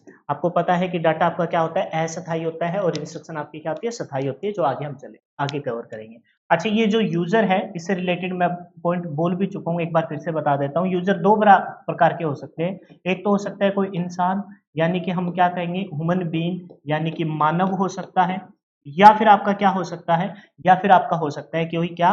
रोबोट या मशीन। क्या हो सकती है जी? रोबोट या मशीन हो सकती है। इन दोनों के बीच में डिफरेंस क्रिएट करने के लिए हम एक टेक्निक का यूज करते हैं और उसी टेक्निक को हम क्या कहते हैं जी, कैप्चा। क्या कहते हैं? कैप्चा कहते हैं। इस कैप्चा की फुल फॉर्म मैंने बताई थी, completely automatic public Turing test to tell us computer and human apart. जिन्होंने क्लास लगाई है वो एक बार इसको अच्छे से मेरे साथ रिवाइज कर लेंगे, कंप्यूटर एंड ह्यूमन अपार्ट। इसकी खोज 2003 में कब हुई थी? 2003 में हुई। 4 साइंटिस्ट मैंने बताए थे, जॉन वॉन, फिर ल्यूमन और हुपर। ये 4 पूरे नाम याद हो तो ठीक है, ना याद हो तो भी कोई दिक्कत नहीं है। अच्छा, मोस्ट कॉमनली यूज्ड कैप्चा मैंने बताए थे, वो क्या थे? वो थे आपके इमेज बेस्ड, यानी कि किसी का क्या हो सकता है? इमेज हो सकता है। अच्छा, इमेज बेस्ड, ऑडियो बेस्ड और वीडियो बेस्ड और अल्फाबेटिक बेस्ड, ये तो कॉमनली यूज है। लेकिन ये याद कर लीजिए, सबसे स्ट्रॉन्ग कैप्चा है वो एक तो है जी रीकैप्चा। क्या है? रीकैप्चा है। और दूसरा कौन सा है? एनकैप्चा। ये पेपर में पूछे जा सकते हैं। आपसे ये भी बोल के पूछा जा सकता है कि स्ट्रॉन्ग कैप्चा कौन सा है, या फिर ये पूछ के पूछा जा सकता है कि रीकैप्चा में ये री क्या है, तो आप कहेंगे ये रिवर्स है। क्या है? रिवर्स है। रीकैप्चा में ये री क्या है, तो आप कहेंगे ये रिवर्स है। और एनकैप्चा में एन क्या है, तो कहेंगे कि ये न्यू है। ये क्या है? न्यू है। तो ये क्वेश्चन ऐसे पूछे जा सकते हैं। ठीक है। अच्छा, फिर हमने देखा कि उसकी प्रोसेसिंग होगी। प्रोसेसिंग कौन करेगा? सीपीयू का अहम पार्ट, अहम पुर्जा है ना, फोर्थ जनरेशन का पुर्जा बोलते हैं, जिसको माइक्रो प्रोसेसर के नाम से जानते हैं, सीपीयू, सेंट्रल प्रोसेसिंग यूनिट। वो किसी नेक्स्ट क्वेश्चन में हम कवर कर लेंगे। क्लियर है यहाँ तक की कहानी? क्या बताया है मैंने ये बताया कि भी जो कंप्यूटर को आप इनपुट देते हो वो यूजर के द्वारा दी जाती है, कि यूजर 2 प्रकार के हो सकते हैं, इंसान या रोबोट। कंप्यूटर उसको कैसे पहचानेगा? कैप्चा नामक डिवाइस, जिसको 2003 में 4 साइंटिस्ट के द्वारा दिया गया। उसमें से सबसे स्ट्रॉन्ग कैप्चा समझते हो ना, जब आप ऑनलाइन फॉर्म भरने जाते हो तो आपसे कैप्चा भरवाया जाता है। तो रोबोट और मशीन होगा तो उसको नहीं पहचान पाएगा, इंसान होगा तो भाई उसके बीच में लाइनें टेढ़ी मेढ़ी होगी, कभी कभार बोल देगा। इमेज बेस्ड होगा तो भी इसमें से कार पहचान के बताओ, साइकिल पहचानो, ट्रैफिक सिग्नल पहचानो, तो वो क्या है? कैप्चा नामक डिवाइस का प्रयोग करके इंसान और रोबोट के बीच में विभेद पैदा करने के लिए प्रयोग में लाया जाता है। नेक्स्ट है, कंप्यूटर सिस्टम की कार्य प्रणाली को अंकित कीजिए। तो आपको पता है ये भी कंफ्यूज करने वाला क्वेश्चन है। पीआईओ ये कोई आपकी कार्य प्रणाली नहीं होती। ओपीआई आउटपुट प्रोसेसिंग, अच्छा इनका मतलब समझते हो ना? इनका मतलब अभी लिख के भी आया हूं, फिर से भी लिखूंगा। इसका आंसर क्या हो जाएगा? इसका आंसर हो जाएगा आपका क्या? आईपीओ। क्या हो जाएगा? आईपीओ। एक ध्यान रखना, ये आईपीओ इन्हीं शब्दों को आगे पीछे, एपीओ तो कोई है ही नहीं, इसको तो स्टार्टिंग में काट दो। ध्यान रखना, सबसे पहले हम कंप्यूटर को क्या देते हैं? सबसे पहले हम कंप्यूटर को इनपुट देते हैं। क्या देते हैं जी? इनपुट देते हैं। इनपुट पे कंप्यूटर क्या करेगा? इनपुट पे कंप्यूटर प्रोसेसिंग करेगा। क्या करेगा? इनपुट पे कंप्यूटर प्रोसेसिंग करेगा, और प्रोसेसिंग करने के बाद आपको क्या दे देगा? एक आउटपुट दे देगा। क्या दे देगा? एक आउटपुट दे देगा। इनपुट को क्या बोलते हैं जी? आगत बोलते हैं। क्या बोलते हैं? आगत बोलते हैं। इनपुट डिवाइस के द्वारा दी जाता है। प्रोसेसिंग को क्या बोलते हैं? निष्पादन। क्या बोलते हैं? निष्पादन बोलते हैं। हिंदी वाले शब्द थोड़े अटपटे से हैं, इस वजह से इंग्लिश वाले नामों पे फोकस कीजिए। और आउटपुट को क्या बोलते हैं जी? निर्गत बोलते हैं। क्या बोलते हैं? निर्गत बोलते हैं। कोई भी डाटा जब प्रोसेसिंग होने के बाद जब फिर से, अच्छा फिर से जब जाएगा तो किसको जाएगा? यूजर को जाएगा, और यूजर के बारे में मैं ऑलरेडी आपको बता के आया हूँ। इनपुट के तौर पर मैंने 2 चीजें बताई आपको। इनपुट के तौर पर मैंने 2 चीजें बताई, या तो इनपुट पे क्या दिया जाएगा? डाटा दिया जाएगा, है ना, हिंदी नाम आपको पता है आंकड़े। या क्या दिया जाएगा जी? इंस्ट्रक्शन दिया जाएगी। क्या दी जाएगी? इंस्ट्रक्शन दी जाएगी, निर्देश। ये पेपर में पूछा जाता है। डाटा आपका ध्यान रखना क्या होता है जी? अस्थायी होता है। डाटा आपका क्या होता है? अस्थायी होता है। ये पेपर में भर भर के पूछा गया है, एक क्वेश्चन में इसका लेके भी आया हूँ। और इंस्ट्रक्शन आपकी क्या होती है जी? स्थायी होती है। इंस्ट्रक्शन आपकी क्या होती है जी? स्थायी होती है। ठीक है। प्रोसेसिंग कंप्यूटर के किस भाग के द्वारा? ये निष्पादन है, ये कंप्यूटर का कौन सा भाग करता है? सीपीयू करता है। इसी सीपीयू के, सेंट्रल प्रोसेसिंग यूनिट, डिटेल से करेंगे सीपीयू को, 2 क्लास लगाऊंगा स्पेशल, लेकिन यहाँ मोटा मोटा बता रहा हूँ। इसी CPU, central processing unit, full form आगे देखेंगे कोई क्वेश्चन में। 3 भाग होते हैं, आपको ध्यान होगा। एक होता है जी ALU, arithmetic and logic unit. दूसरा आपका कौन सा होता है जी? Control unit. कौन सा होता है? Control unit. और ये क्वेश्चन क्या पता कितनी एग्जाम में आया है, कि कंप्यूटर का ऐसा, सीपीयू का ऐसा कौन सा भाग है जो सीपीयू को ही नियंत्रित करता है, तो वो आपका है कौन सा है? सीयू, यानी कि कंट्रोल यूनिट है। और तीसरा इसका पार्ट होता है जी क्या? Memory unit. ये किसके भाग है? तो ध्यान से बताएंगे कि ये सीपीयू के 3 भाग है, जिसमें सबसे पहला ALU, arithmetic and logic unit, CU control unit, और तीसरा भाग कौन सा रहेगा? मेमोरी यूनिट रहेगा। और सीपीयू की फुल फॉर्म पूछे तो क्या कहेंगे? Central processing unit. एएलयू की फुल फॉर्म पूछे तो arithmetic and logic unit. CU की फुल फॉर्म पूछे तो क्या बोलेंगे? Control unit. और एमयू की पूछे तो क्या बोलेंगे? Memory unit. और ये सब किसके भाग है? तो आप कहेंगे कि ये सब के सब आपके सीपीयू के भाग है।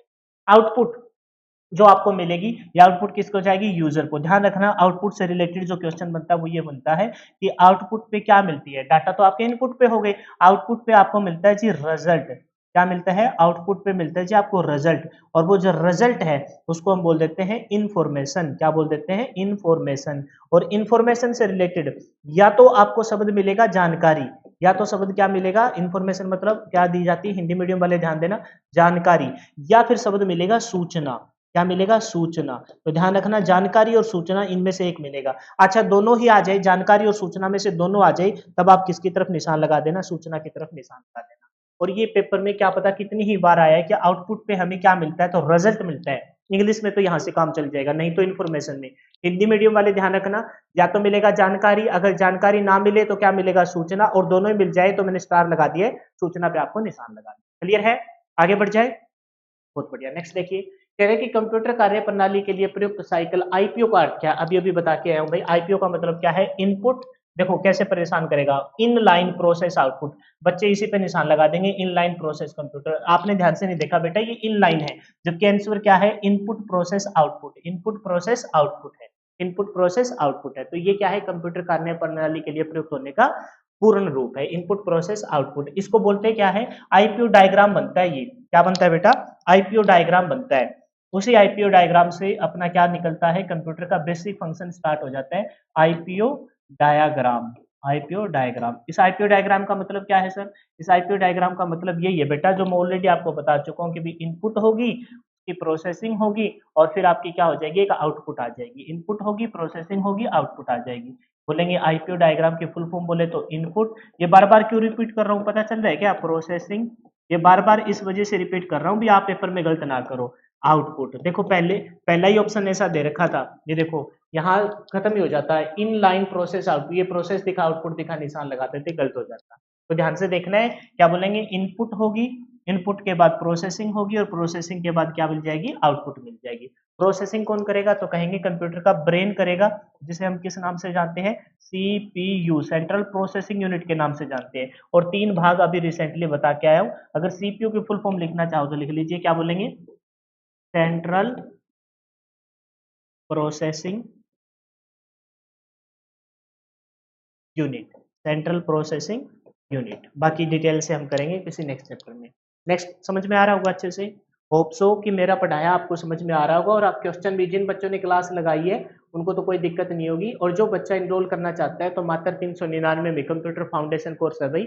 और सेज मतलब अगर आपको लगे, ज्यादातर तो ये होता है कि भाई मैं पढ़ लूं और उसे क्या है, ऐसा कुछ सीन नहीं है, नीति के पीछे फल लगते हैं। आपको लगता है कि ये कंटेंट मेरे को भी बेनिफिट कर रहा है, और हो सकता है कि इस कंटेंट से मेरे दोस्त का भी भला हो जाए, तो भाई शेयर कर देना, बता देना, ऐसे ऐसे वीरकंठ सर है, कंप्यूटर फाउंडेशन बैच लेके आए 399 में, जिसमें थ्योरी भी करवा रहे हैं, एमसी भी करवा रहे हैं, और प्रीवियस ईयर के क्वेश्चन भी करवा रहे हैं। तो 10 नंबर का अच्छा खासा वेटेज हो जाता है। 10 नंबर तो बहुत हो गए भाई, 1-2 नंबरों से सिलेक्शन हो जाता है और रुक जाता है, तो वो आपके ऊपर डिपेंड करता है कि आप उस दोस्त का कितना सहयोग करते हो और मेरे को कितना सपोर्ट करते हो। नेक्स्ट क्वेश्चन है, यूजर के द्वारा जो डाटा कंप्यूटर को दिया जाता है, मैंने कहा था ना भर भर के क्वेश्चन पूछे जाते हैं, उसे क्या कहते हैं, यूजर के द्वारा कंप्यूटर को क्या दिया जाता है जी, इनपुट के तौर पर क्या दिया जाता है, डाटा दिया जाता है। मैंने बताया था इस इनपुट के 2 भाग है, इस इनपुट के कितने भाग है जी, 2 भाग है। एक तो है जी डाटा, एक तो क्या है डाटा, बार बार वही बात रिपीट कर रहा हूँ, और एक है इंस्ट्रक्शन, एक क्या है जी, इंस्ट्रक्शन। अच्छा ये जो डाटा है, इसमें आप बोल सकते हो डाटा में क्या हो सकता है, या तो किसी का नेम हो सकता है, किसी का नाम हो सकता है ना, या फिर क्या हो सकते हैं, कोई नंबर हो सकते हैं। डाटा में क्या हो सकते हैं, किसी का नाम हो सकता है या कोई नंबर हो सकते हैं, नंबर हो सकते हैं। तो नेम की मैं बात करूं, जैसे मैंने बोला वीरकरण, ये मेरा नाम हो गया, लेकिन जब तक मैं कोई इस पे कोई सेंटेंस नहीं बोलूंगा तो कोई काम का नहीं है। जैसे किसी का और का नाम लिख लेते हैं, सोहन हो गया, है ना, जैसे मैंने बोला क्या हो गया, जैसे रीचा हो गया, रीचा हो गया, ये क्या हो गई, ये किसी के नाम हो गए, लेकिन ये किसी के नाम है, लेकिन ये नाम तब तक कोई काम के नहीं है जब तक इनके ऊपर कोई सेंटेंस ना बना के बोलूं। मैंने कहा कि वीरकन हमारे कंप्यूटर के टीचर है, वीरकन हमें मैथ करवाते हैं, वीरकन सर हमें मैथ करवाते हैं, तो ये एक सेंटेंस हो गया। कहने का मतलब है कि इनके ऊपर कोई कमांड दी जाएगी, सोहन वीरकरण का दोस्त है, रीचा वीरकरण की बहन है, ऐसे सेंटेंस बनाए जा सकते हैं। अच्छा मैं नंबर की बात करूं, तो नंबर में क्या हो जाएगा, नंबर में हो जाएगा जैसे मैंने बोला 2 3 4 5, ये क्या हो गई, ये सारे के सारे नंबर हो गए। लेकिन ध्यान रखना ये नंबर तब तक किसी काम के नहीं है जब तक इन पे क्या ना दी जाए, जब तक इनके ऊपर कोई इंस्ट्रक्शन ना दी जाए, 2 3 4 है ना 5 ईटीसी। अब मैंने दूसरा जो इनपुट का भाग बताया था वो भाग आपका इंस्ट्रक्शन, जिसे हम क्या बोलते हैं, निर्देश बोलते हैं। इस इंस्ट्रक्शन को भी दो पार्ट में हम डिवाइड कर सकते हैं। एक इंस्ट्रक्शन तो होगी आपकी क्या, अर्थमेटिक इंस्ट्रक्शन। क्या होगी जी, अर्थमेटिक इंस्ट्रक्शन। अर्थमेटिक इंस्ट्रक्शन एक तो होगी अर्थमेटिक इंस्ट्रक्शन यानी कि आपकी अंगगिणतीय निर्देशांक, और दूसरी होगी आपकी क्या, लॉजिकल इंस्ट्रक्शन। क्या होगी, लॉजिकल इंस्ट्रक्शन।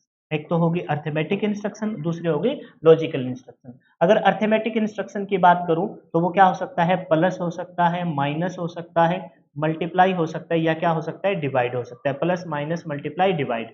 अगर मैं बात करूं लॉजिकल इंस्ट्रक्शन की तो इसमें क्या आ सकता है, इसमें आ सकता है लेस देन का साइन, इसमें आ सकता है ग्रेटर देन का sign, less than equal to का, ग्रेटर देन इक्वल टू का, फिर आ सकता है इक्वल टू का, और फिर आ सकता है नॉट इक्वल टू का। तो ये सारी के सारी क्या है, लॉजिकल इंस्ट्रक्शन।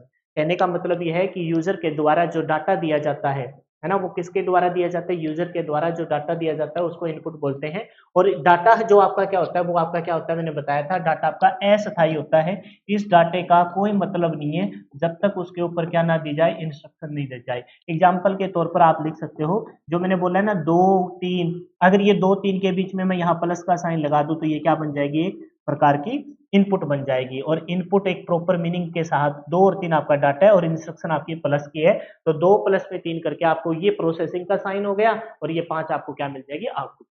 क्लियर है, बहुत बढ़िया। अभी नेक्स्ट देखिए, कंप्यूटर की कार्य संपादन प्रणाली का क्रमिक विकसित रूप बताइए। ये भी आया हुआ क्वेश्चन है, हमने याद कर रखा है इनपुट प्रोसेस आउटपुट, लेकिन एक शब्द और मिल जाता है, कभी कभार स्टोरेज मिलता है, कभी कभार कंट्रोलिंग डिवाइस के तौर पे मिलता है। तो पढ़िए इनपुट प्रोसेस और स्टोरेज, इनपुट प्रोसेस स्टोरेज, फिर कंट्रोल, फिर आउटपुट।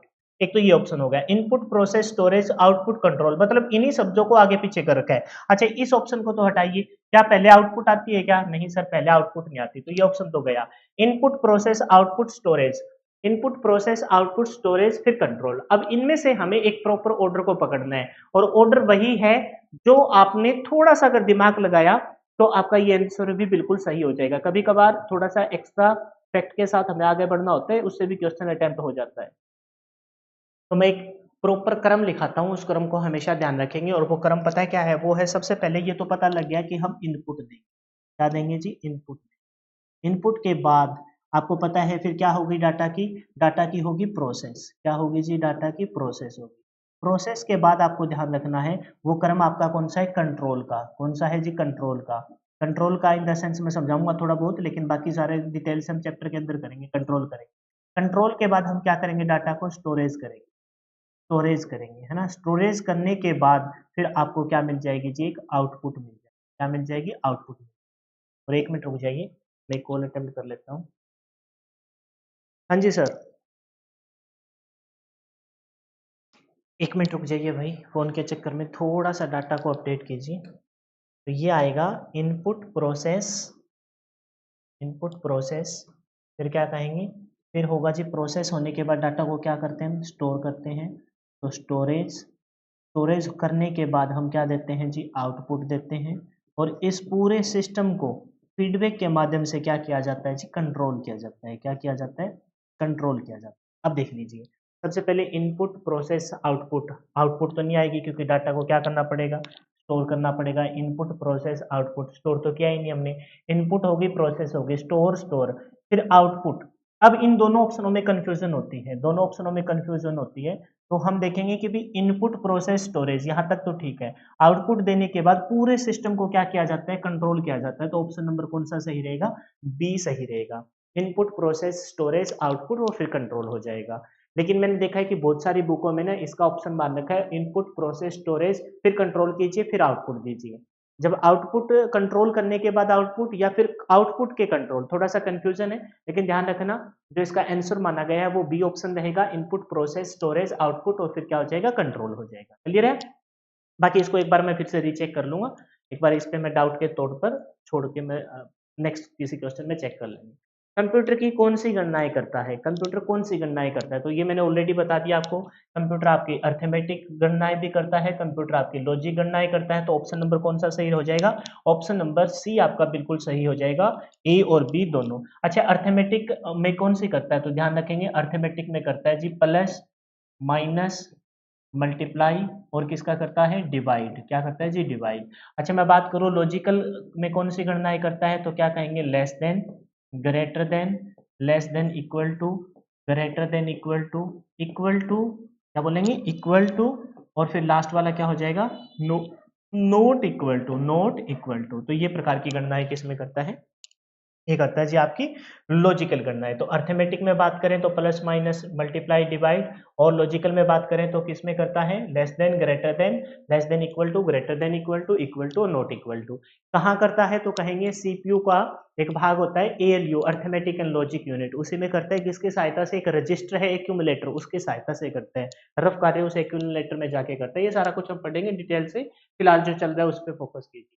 दो या दो से अधिक डाटा के मध्य तुलना करने के लिए कौन सी गणना की जाती है, आपको पता है। अगर आपको प्लस, माइनस, मल्टीप्लाई और डिवाइड करना हो तो कौन सी गणनाएं होगी, ये होगी जी गणितीय गणनाएं। कौन सी हो गई, अंकगणितीय गणनाएं हो गई। गणितीय गणनाएं, और गणित में कौन सी हो जाएगी, अंकगणितीय गणनाएं हो जाएगी। समझ गए मेरी बात को। और अगर आपको तुलना करानी हो, तुलना कराने का मतलब लेस देन चेक करना हो, ग्रेटर देन चेक करना हो, लेस देन इक्वल टू, वही क्वेश्चन फिर से, ग्रेटर देन इक्वल टू और not equal to sign check करने हो, किसी के बीच में तुलना करनी हो, तो तुलना करने के सेंस में हम किसका प्रयोग करते हैं, लॉजिकल का प्रयोग करते हैं। तो अपना इस बार आंसर कौन सा सही हो जाएगा, ऑप्शन नंबर आपका बी बिल्कुल सही हो जाएगा।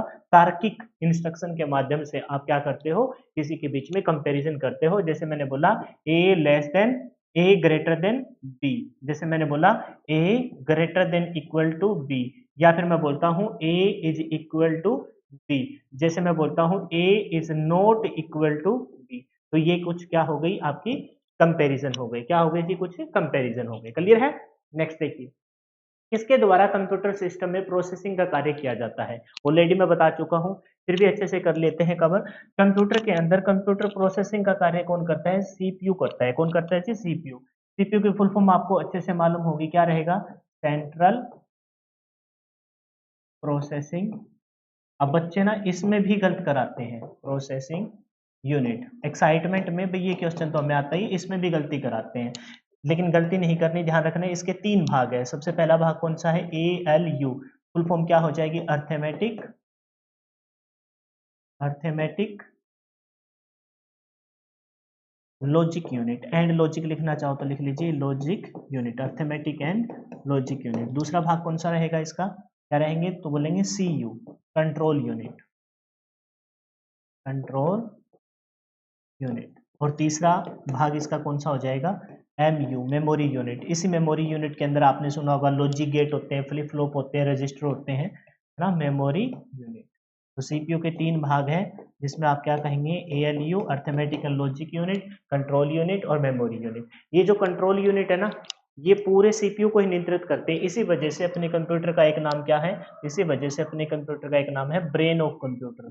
तो सीपीयू का क्या नाम है, brain of C, brain, brain of computer. क्या बोलते हैं, सीपीयू को ब्रेन ऑफ कंप्यूटर बोलते हैं, क्योंकि इसका जो बीच वाला भाग है जिसे आप कंट्रोल यूनिट बोलते हैं, इस यह सीपीयू को ही नियंत्रित करता है, तो पूरे सिस्टम को भी नियंत्रित करेगा, है ना, कंप्यूटर की सभी कार्य प्रणाली को नियंत्रित करेगा। इसी वजह से सीपीयू को क्या बोलते हैं, ब्रेन ऑफ कंप्यूटर बोलते हैं। और कोई भी नाम है क्या सर सीपीयू के, बिल्कुल है।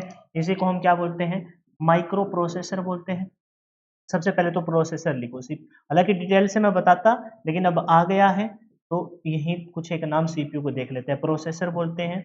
जब इसका साइज छोटा हो गया तो इसी को माइक्रो प्रोसेसर बोला गया। क्या बोला गया, माइक्रो प्रोसेसर बोला गया, माइक्रो प्रोसेसर बोला गया। जब इसको चिप के तौर पर प्रयोग करते हैं तो इसको चिप बोलते हैं। साइज में छोटी है तो इसको क्या बोलते हैं, माइक्रो चिप के नाम से भी जानते हैं। किसको जानते हैं, माइक्रो चिप के नाम से भी जानते हैं। ये फोर्थ जनरेशन में सबसे ज्यादा यूज हुआ था, फोर्थ जनरेशन में सबसे ज्यादा यूज हुआ है। इस वजह से इसको फोर्थ जनरेशन का अहम पुर्जा भी बोलते हैं। क्या बोलेंगे, fourth, F O U R T H, F O U R T H, fourth generation का मुख्य पुर्जा पुर्जा और तब ये किस नाम से यूज हुआ था? तो ध्यान रखेंगे फोर्थ जनरेशन में यूज हुआ था किस नाम से?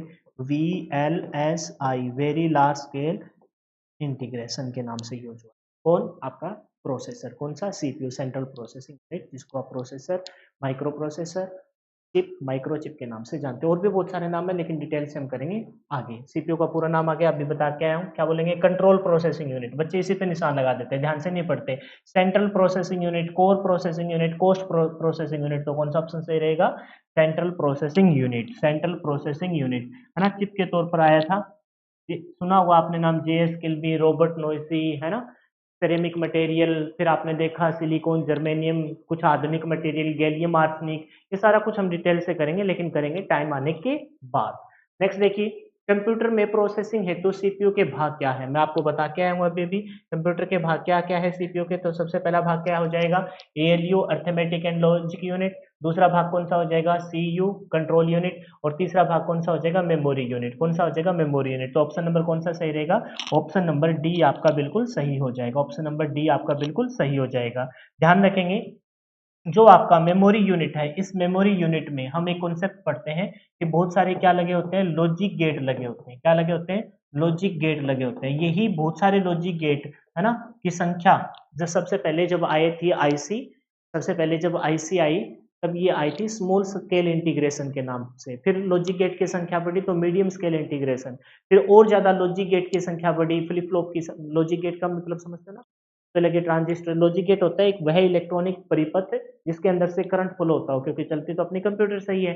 तब इनकी संख्या और बढ़ी तो फिर वो क्या बन गई? Large scale integration. फिर आपकी थर्ड जनरेशन के बाद फोर्थ जनरेशन आई, तब इसे बोला गया VLSI, very large scale integration.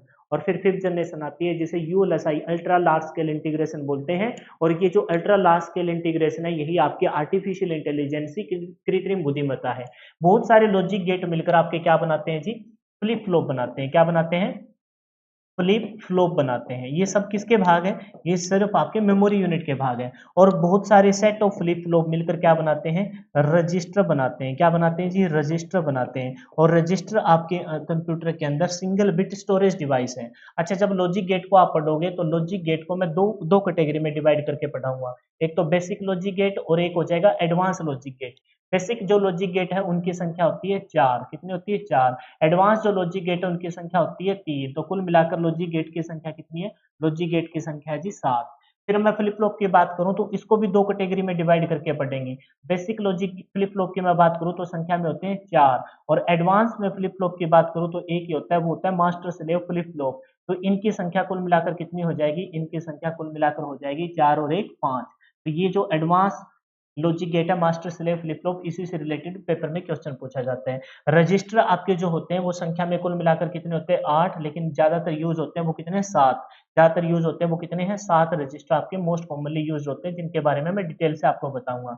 Register जो आपका है वो आपका है single bit storage device. Single bit storage, ये सारा कुछ बताऊंगा। अभी हो सकता है मेरे वाले स्टूडेंट के भी ऊपर से जा रहा हूँ, क्योंकि अभी तक मैंने इसके बारे में कुछ करवाया नहीं है।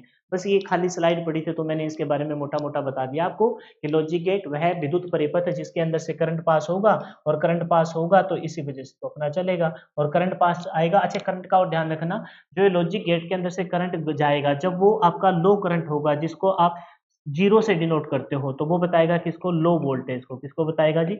लो वोल्टेज को बताएगा। और जब करंट आपका हाई होगा तो आप किसको बताएगा? वो बताएगा जी आपको हाई वोल्टेज, यानी कि 1 जब होगा। ये कंफ्यूज कर देगा इस वजह से। कंप्यूटर प्रोसेसिंग की गति किस में मापी जाती है? मैंने बता दिया था स्पीड से रिलेटेड। पढ़िए इसको, बोला है कि बाइट। बाइट क्या है? Bit byte. अच्छा, ध्यान रखना, बाइट क्या है? 0 और 1, ये क्या है? ये आपकी बाइट है। देखो, बिट क्या है, पहले तो इसके बारे में देखिए। बिट आपकी क्या हो सकती है? 0 हो सकता है, 1 हो सकता है। और इसी से अपनी एक लैंग्वेज बनती है, बाइनरी लैंग्वेज। क्या बनती है? Binary language. ये 0 1 क्या है? सिंगल बिट है। और इस वजह से 0 और 1 दोनों को मिला के बोला जाए तो क्या बन जाता है? बिट्स बन जाता है। क्या बन जाता है? बिट्स बन जाता है। बाइट, बाइट मतलब क्या होगा? बाइट का मतलब होगा जिसके अंदर 8 बिट्स हो। क्या हो? 8 बिट्स हो। यानी कि आपके बिट्स मिलकर क्या बनाते हैं, बाइट बनाते हैं। एक चीज और ध्यान रखिए, 4 बिट्स को अगर मैं जोड़ दूं, किसको जोड़ दूं, 4 बिट्स को अगर मैं जोड़ दूं तो एक क्या बन जाता है, एक आपका निब्बल बन जाता है, निप्पल बन जाता है। निब्बल बोल दीजिए या निप्पल बोल दीजिए, निब्बल बन जाता है। यानी कि एक निब्बल में, निब्बल बोलेंगे, निप्पल नहीं, बस ऐसे लिख लीजिए, क्योंकि निप्पल और निब्बल में आपको कंफ्यूजन होगी। अच्छा, ये बिट हो गया, ये बाइट्स हो गया। फिर आती है मेगा हर्ट्स। हम तो स्पीड देख रहे हैं, तो कंप्यूटर की स्पीड मापी किस में जाती है, हर्ट्स में मापी जाती है। इतना तो कन्फर्म हो गया। लेकिन यहाँ क्या दे रखा है, मेगा हर्ट्स दे रखा है। क्या दे रखा है, मेगा हर्ट्स। तो कौन सा ऑप्शन सही रहेगा, सी सही रहेगा। कंप्यूटर की जो स्पीड्स है वो मापी जाती है वैसे तो हर्ट्स में, किसमें मापी जाती है, हर्ट्स में मापी जाती है। अब हर्ट्स की सबसे छोटी यूनिट, वैसे तो बहुत सारी छोटी यूनिट हो सकती है, लेकिन किलो से स्टार्ट करेंगे, किलो। फिर क्या आता है, किलो के बाद क्या आता है, kilo giga, deci centi milli, deci centi milli, deca hecto kilo. फिर आता है मेगा, आता है मेगा। फिर क्या आता है, गीगा, गीगा। फिर क्या आता है, टेरा। फिर क्या आता है, पेटा। ये ऐसे चलता रहेगा एंड सो ऑन। तो ये सारे के सारे हम कवर करेंगे। किलो का मतलब क्या होता है, 10 की पावर 3। मेगा का मतलब होता है 10 की पावर 6। और गीगा का मतलब होता है 10 की पावर 9, प्रेजेंट में जो स्पीड है। टेरा का मतलब होता है 10 की पावर, क्या बोलेंगे, टेरा का मतलब होता है 10 की पावर 12। पेंटा का मतलब होता है 10 की पावर क्या बोलेंगे, 15। किलो, मेगा, गीगा, टेरा, पेटा, हेक्सा, चलते हैं ना ऐसे। तो कंप्यूटर की स्पीड माप किस में रहे हैं, मेगा में। तो हम बोलेंगे अब इस स्पीड को कंप्यूटर की स्पीड के साथ लिंक करना है। इस यूनिट को जो मैंने लिखा है ना, किलो, मेगा, गीगा, टेरा, पेटा, इसको कंप्यूटर के साथ हमें मैच करना है। तो कैसे लिखा जाएगा, ये लिखा जाएगा कुछ ऐसे। सबसे पहले हम बेसिक स्पीड को बोलेंगे, क्या बोलेंगे, किलो हर्ट्स। क्या बोलेंगे, किलो हर्ट्स, कंप्यूटर की स्पीड। फिर क्या बोलेंगे, अगर स्पीड थोड़ी और बढ़ाएंगे तो क्या बोलेंगे, मेगा हर्ट्स। क्या बोलेंगे, मेगा हर्ट्स। क्या बोलेंगे, मेगा हर्ट्स, मेगा हर्ट्स। फिर स्पीड को और बढ़ा देंगे तो क्या बोलेंगे, गीगा हर्ट्स। क्या बोलेंगे, गीगा हर्ट्स। स्पीड को और बढ़ाएंगे, ये स्टोरेज डिवाइस में चला जाता है, वो बन जाएगा टेरा हर्ट्स। और फिर क्या आ जाएगा, पेंटा हर्ट्स। अब एक प्रेजेंट टाइम में जो कंप्यूटर की स्पीड है वो गीगा हर्ट्स में है। और टॉप स्पीड की मैं बात करूं, कंप्यूटर की टॉप स्पीड की अगर मैं बात करूं तो वो है 6.5 गीगा हर्ट्स। कितनी है, 6.5 गीगा हर्ट्स। अब 6.5 गीगाहर्ट्ज का मतलब क्या है कि 6.5 गीगा का मतलब क्या है, 10 की पावर 9। गीगा मतलब है 10 की पावर 9 कैलकुलेशन पर सेकंड। यानी कि कंप्यूटर एक सेकंड में, अगर मैं बात करूं मोटा मोटा, तो कंप्यूटर एक सेकंड में 10 की पावर 6.5 गुना 10 की पावर 9 गणनाएं कर देता है। तो हमसे पूछा है कंप्यूटर की प्रोसेसिंग स्पीड। और एक होता है कंप्यूटर की सीपीयू की प्रोसेसिंग स्पीड, उसको मापते हैं मिप्स में, मिलियन ऑफ इंस्ट्रक्शन पर सेकंड, वो थोड़ा अलग है। और ये जो हर्ट्ज है इसका मतलब होता है रैम से कोई उठ, अब ये सारा टेक्निकल चीज है, अब तक मैंने ये टॉपिक करवाया नहीं, तो इस वजह से मैं आपको मतलब डाटा को इतना नहीं डाल रहा कि भी आपके दिमाग में सारा बंधा हो जाए, पजल हो जाए। बस ये ध्यान रखिए, क्योंकि मैं तो अपने सिस्टमेटिक वे से चल रहा हूँ, मेरे को यहाँ किसी के सामने इमेज बनाकर ऐसे बताने की जरूरत नहीं है। बस मैं आपको ये बता रहा हूँ कि भी रैम से जो डाटा आ रहा है ना, वो किस स्पीड से आ रहा है वो तो मापते हैं हम इसमें हर्ट्ज में। और जो सीपीयू जो प्रोसेसिंग कर रहा है, प्रोसेसिंग मतलब सीपीयू मतलब कंप्यूटर का दिमाग है, जितना भी टास्क करता है सीपीयू करता है आपको, वो किस स्पीड से कर रहा है वो मापते हैं मिलियन ऑफ इंस्ट्रक्शन पर सेकंड में। ठीक है, तो कंप्यूटर की स्पीड हर्ट्ज में मापी जाती है। इसी यूनिट के साथ जैसे जैसे स्पीड बढ़ाते जाएंगे वैसे वैसे यहाँ वैल्यू बढ़ती जाएगी। नेक्स्ट देखिए, प्रोसेस डाटा के रूप में जाना जाता है। आपको मैंने बताया स्टार्टिंग में जो दिया जाता है वो दिया जाता है रो डाटा। स्टार्टिंग में इनपुट के तौर पर क्या दिया जाता है, रो डाटा दिया जाता है। एक बार लिख देता हूँ आपको, स्टार्टिंग में जो दिया जाता है वो क्या दिया जाता है, रो डाटा दिया जाता है। इनपुट पे क्या दिया जाता है, रो डाटा दिया जाता है। फिर इस इनपुट वाले रो डाटा की, ये किस पे दिया जाएगा, इनपुट पे दिया जाएगा। फिर इस इनपुट वाले रो डाटा की क्या होगी, प्रोसेसिंग होगी। क्या होगी जी, प्रोसेसिंग होगी। और प्रोसेसिंग होने के बाद, प्रोसेसिंग कौन करता है, कंप्यूटर का सीपीयू करता है। प्रोसेसिंग होने के बाद आपको क्या मिलेगी, आउटपुट मिलेगी। ये जो आउटपुट पे आपको मिलेगा वो दिया था वहां रो डाटा, कच्चे आंकड़े दिए थे। यहाँ क्या मिलेगी आपको, रिजल्ट मिलेगा। क्या मिलेगा, रिजल्ट मिलेगा। और ये बात मैं आपको ऑलरेडी बता चुका हूँ। हिंदी वालों का, इंग्लिश वालों का तो काम चल जाएगा रिजल्ट से। इस रिजल्ट से आप समझते क्या हो, तो रिजल्ट से आप समझते हो इन्फॉर्मेशन। क्या मिलेगी आपको, कोई इन्फॉर्मेशन मिलेगी। इन्फॉर्मेशन का अगर फिर आप तोड़ के देखोगे तो दो शब्द निकल गए। एक तो निकल गया जी जानकारी, इन्फॉर्मेशन मतलब क्या बन जाएगा, जानकारी। और एक बन जाएगा जी आपका सूचना। अगर सूचना मिलता है तो डेफिनेटली इसी पे जाएंगे, इन्फॉर्मेशन मतलब सूचना। क्या इन्फॉर्मेशन है भाई, क्या सूचना है, तो आपका कौन सा ऑप्शन सही रह जाएगा, ऑप्शन नंबर डी आपका बिल्कुल सही रहेगा। अगर सूचना आपको ऑप्शन में ना मिले तो फिर आप किसकी तरफ चले जाना, फिर आप चले जाना किसकी तरफ, जानकारी की तरफ। ठीक है, किसकी तरफ चले जाएंगे, जानकारी। तो इनपुट पे क्या दिया जाता है, इनपुट पे ध्यान रखेंगे, इनपुट पे दिया जाता है रो डाटा, कच्चे आंकड़े। प्रोसेसिंग होने के बाद फिर आउटपुट पे आपको क्या मिलता है, आउटपुट पे मिलता है आपको रिजल्ट, आपको आउटपुट पे क्या मिलता है, रिजल्ट मिलता है। नेक्स्ट देखिए, खालिस्तान कच्चे तथ्य, यानी कि इनपुट पर क्या दिया जाता है, डाटा दिया जाता है। तो देख लीजिए, जहां डाटा, सूचना तो आउटपुट में मिलती है, रिकॉर्ड तो लास्ट में मेंटेन करने होते हैं, सूचना तो आउटपुट में मिलते हैं। देखो सारे ऑप्शन एलिमिनेट कर सकते हो आप, सूचना आउटपुट पे मिलती है, ये बात आपको कन्फर्म है, सूचना आउटपुट पे मिलती है, दो बच गए। अब देखो सूचना आपको आउटपुट में मिलती है, नो डाउट। रिकॉर्ड, रिकॉर्ड ही जब कंप्यूटर को दे देंगे तो फिर करना क्या है, कुछ भी नहीं करवाना, तो आपका क्या हो जाएगा, ऑप्शन नंबर बी बिल्कुल सही हो जाएगा। कैसे, आप क्या देते हो स्टार्टिंग में, आप क्या देते हो, डाटा देते हो, कंप्यूटर को क्या दिया जाता है, डाटा दिया जाता है। उस डाटा को क्या बोलते हैं, कच्चे आंकड़े, रो फैक्ट्स बोलते हैं। मैं ऑलरेडी आपको बता के आता हूँ, तो बताता है, जबकि जबकि आपको लास्ट में क्या मिलेगी, सूचना, क्या मिलेगी, सूचना, आपको आउटपुट, रिजल्ट मिलेगा। रिजल्ट यानी कि सूचना आपको आउटपुट के तौर पर मिल जाएगी। क्लियर है, ये ऑलरेडी आप कर चुके हो। नेक्स्ट देखिए, बोलता है निम्न में से सही श्रृंखला को चुनिए। लाइब्रेरी में आया हुआ क्वेश्चन है, ये मैं हटा देता हूँ, ये इसी क्वेश्चन में एक दो क्वेश्चनों में रह गए थे, अदरवाइज मैं हटा ही देता हूँ। सबसे पहले हम क्या देते हैं, ऑप्शन एलिमिनेट कीजिए। क्या जानकारी मिलेगी, सही क्रम जानकारी रहेगा लास्ट में, नहीं, जानकारी तो सर स्टार्टिंग में नहीं होता, लास्ट में होता है। ठीक है, यहाँ देखिए, सूचना ये तो लास्ट में होता है, सूचना तो लास्ट में होता है। अब दो ऑप्शन बच गए, डेटा, जानकारी, सूचना। अब सही क्रम चुनना है, डेटा, सूचना, जानकारी। अब यहां से समझिए मेरी बात को, मैंने आपको एक बात बताई कि ऑप्शन में आपको क्या मिले, ऑप्शन में आपको मिले इंफॉर्मेशन, रिजल्ट मिलेगा आउटपुट पे, इंफॉर्मेशन, जानकारी, बड़ा कंफ्यूज करने वाला है। जानकारी हो तो ठीक है, नहीं तो किसकी तरफ जाएंगे, सूचना की। यानी कि जानकारी से ही हमें क्या मिलती है, सूचना मिलती है। तो इसको सही चूज किया जाएगा, तो वो कुछ ये होगा कि हम कंप्यूटर में इनपुट देंगे, इनपुट में आपका डाटा होगा, डाटा प्रोसेसिंग होने के बाद कोई जानकारी बनाएगा, उसी जानकारी से आपकी क्या निकाली जाएगी, सूचना निकाली जाएगी। तो ऑप्शन नंबर कौन सा सही रहेगा, ऑप्शन नंबर आपका सी बिल्कुल सही होगा। कहने का ये कह सकते हैं कि सबसे पहले डाटा, डाटा से प्रोसेसिंग होने के बाद क्या मिलेगी, आपको इंफॉर्मेशन मिलेगी, यानी कि हम बोल सकते हैं जानकारी होगी। और जानकारी ही आपको किसकी तरफ लेके जाएगी, जानकारी ही आपको लेके जाएगी किसकी तरफ, सूचना की तरफ। किसकी तरफ लेके जाएगी, सूचना की तरफ लेके जाएगी। ठीक है, रिजल्ट बोल देंगे, इनका मिला जुला शब्द क्या हो जाएगा, रिजल्ट हो जाएगा। यानी कि रिजल्ट मतलब आपकी जानकारी, यानी कि जानकारी का विकसित रूप क्या हो जाएगा, सूचना हो जाएगा। तो अब चलते हैं आज की क्लास के लास्ट क्वेश्चन। कहते हैं कि प्रोसेस्ड डाटा एवं इंफॉर्मेशन से जो निष्कर्ष निकाले जाते हैं वह कहलाता है, क्या कहलाता है, बताइए जरा। बहुत इंपॉर्टेंट, मोस्ट इंपॉर्टेंट क्वेश्चन है, उसी क्वेश्चन को आगे पीछे घुमा फिरा के पूछ रहा है। इंफॉर्मेशन सेट, नॉलेज, रो डाटा। जो नहीं हो सकता उसको हटाइए, क्या कभी रो डाटा हो सकता है क्या, क्योंकि रो डाटा तो इनपुट पे दिया जाता है। फिर है स्टैटिकल डाटा, स्टैटिकल डाटा से को तो हम ऑब्जर्व करते हैं, ये तो हो गया, आउटपुट पे तो नहीं हो सकता। ये दोनों तो किस पे हो सकते थे, ये दोनों के दोनों आपके हो सकते थे इनपुट पे। किस पे हो सकते थे जी, इनपुट पे हो सकते थे। अब दो ऑप्शन बच गए, इसने बोला प्रोसेस्ड डाटा, यानी कि प्रोसेसिंग हो चुकी है, एव इंफॉर्मेशन, यानी कि जो रिजल्ट मिल चुका है, में जो निष्कर्ष निकाला जाता है, निष्कर्ष निचोड़ निकालना है, तो निचोड़, अगर निष्कर्ष नहीं निकालते तो क्या होती, जानकारी होती, नॉलेज होता। लेकिन हमने तो इसकी जानकारी से भी निचोड़ निकालना है, बोल रहे हैं निष्कर्ष निकाला जाए, तो निष्कर्ष क्या निकलता है, निष्कर्ष निकलता है आपका क्या, सूचना। क्या निकलती है, सूचना। और सूचना आपको किसकी तरफ इंडिकेट करेगा, सूचना आपको इंग्लिश के शब्द कौन से की तरफ इंडिकेट करेगा, वो इंडिकेट करेगा भी आपका निचोड़। और निचोड़ मतलब क्या, नॉलेज। तो ऑप्शन नंबर कौन सा सही रहेगा, ऑप्शन नंबर बी आपका बिल्कुल सही हो जाएगा इस क्वेश्चन का। तो ये लास्ट वाले दो तीन क्वेश्चन है ना, बड़े कंफ्यूज करने वाले हैं। मैं एक बार फिर से लिख देता हूं, आपको पूछा जाएगा आउटपुट पे, इनपुट का तो कहानी क्लियर है कि डाटा होता है, आउटपुट पर क्या मिलेगा।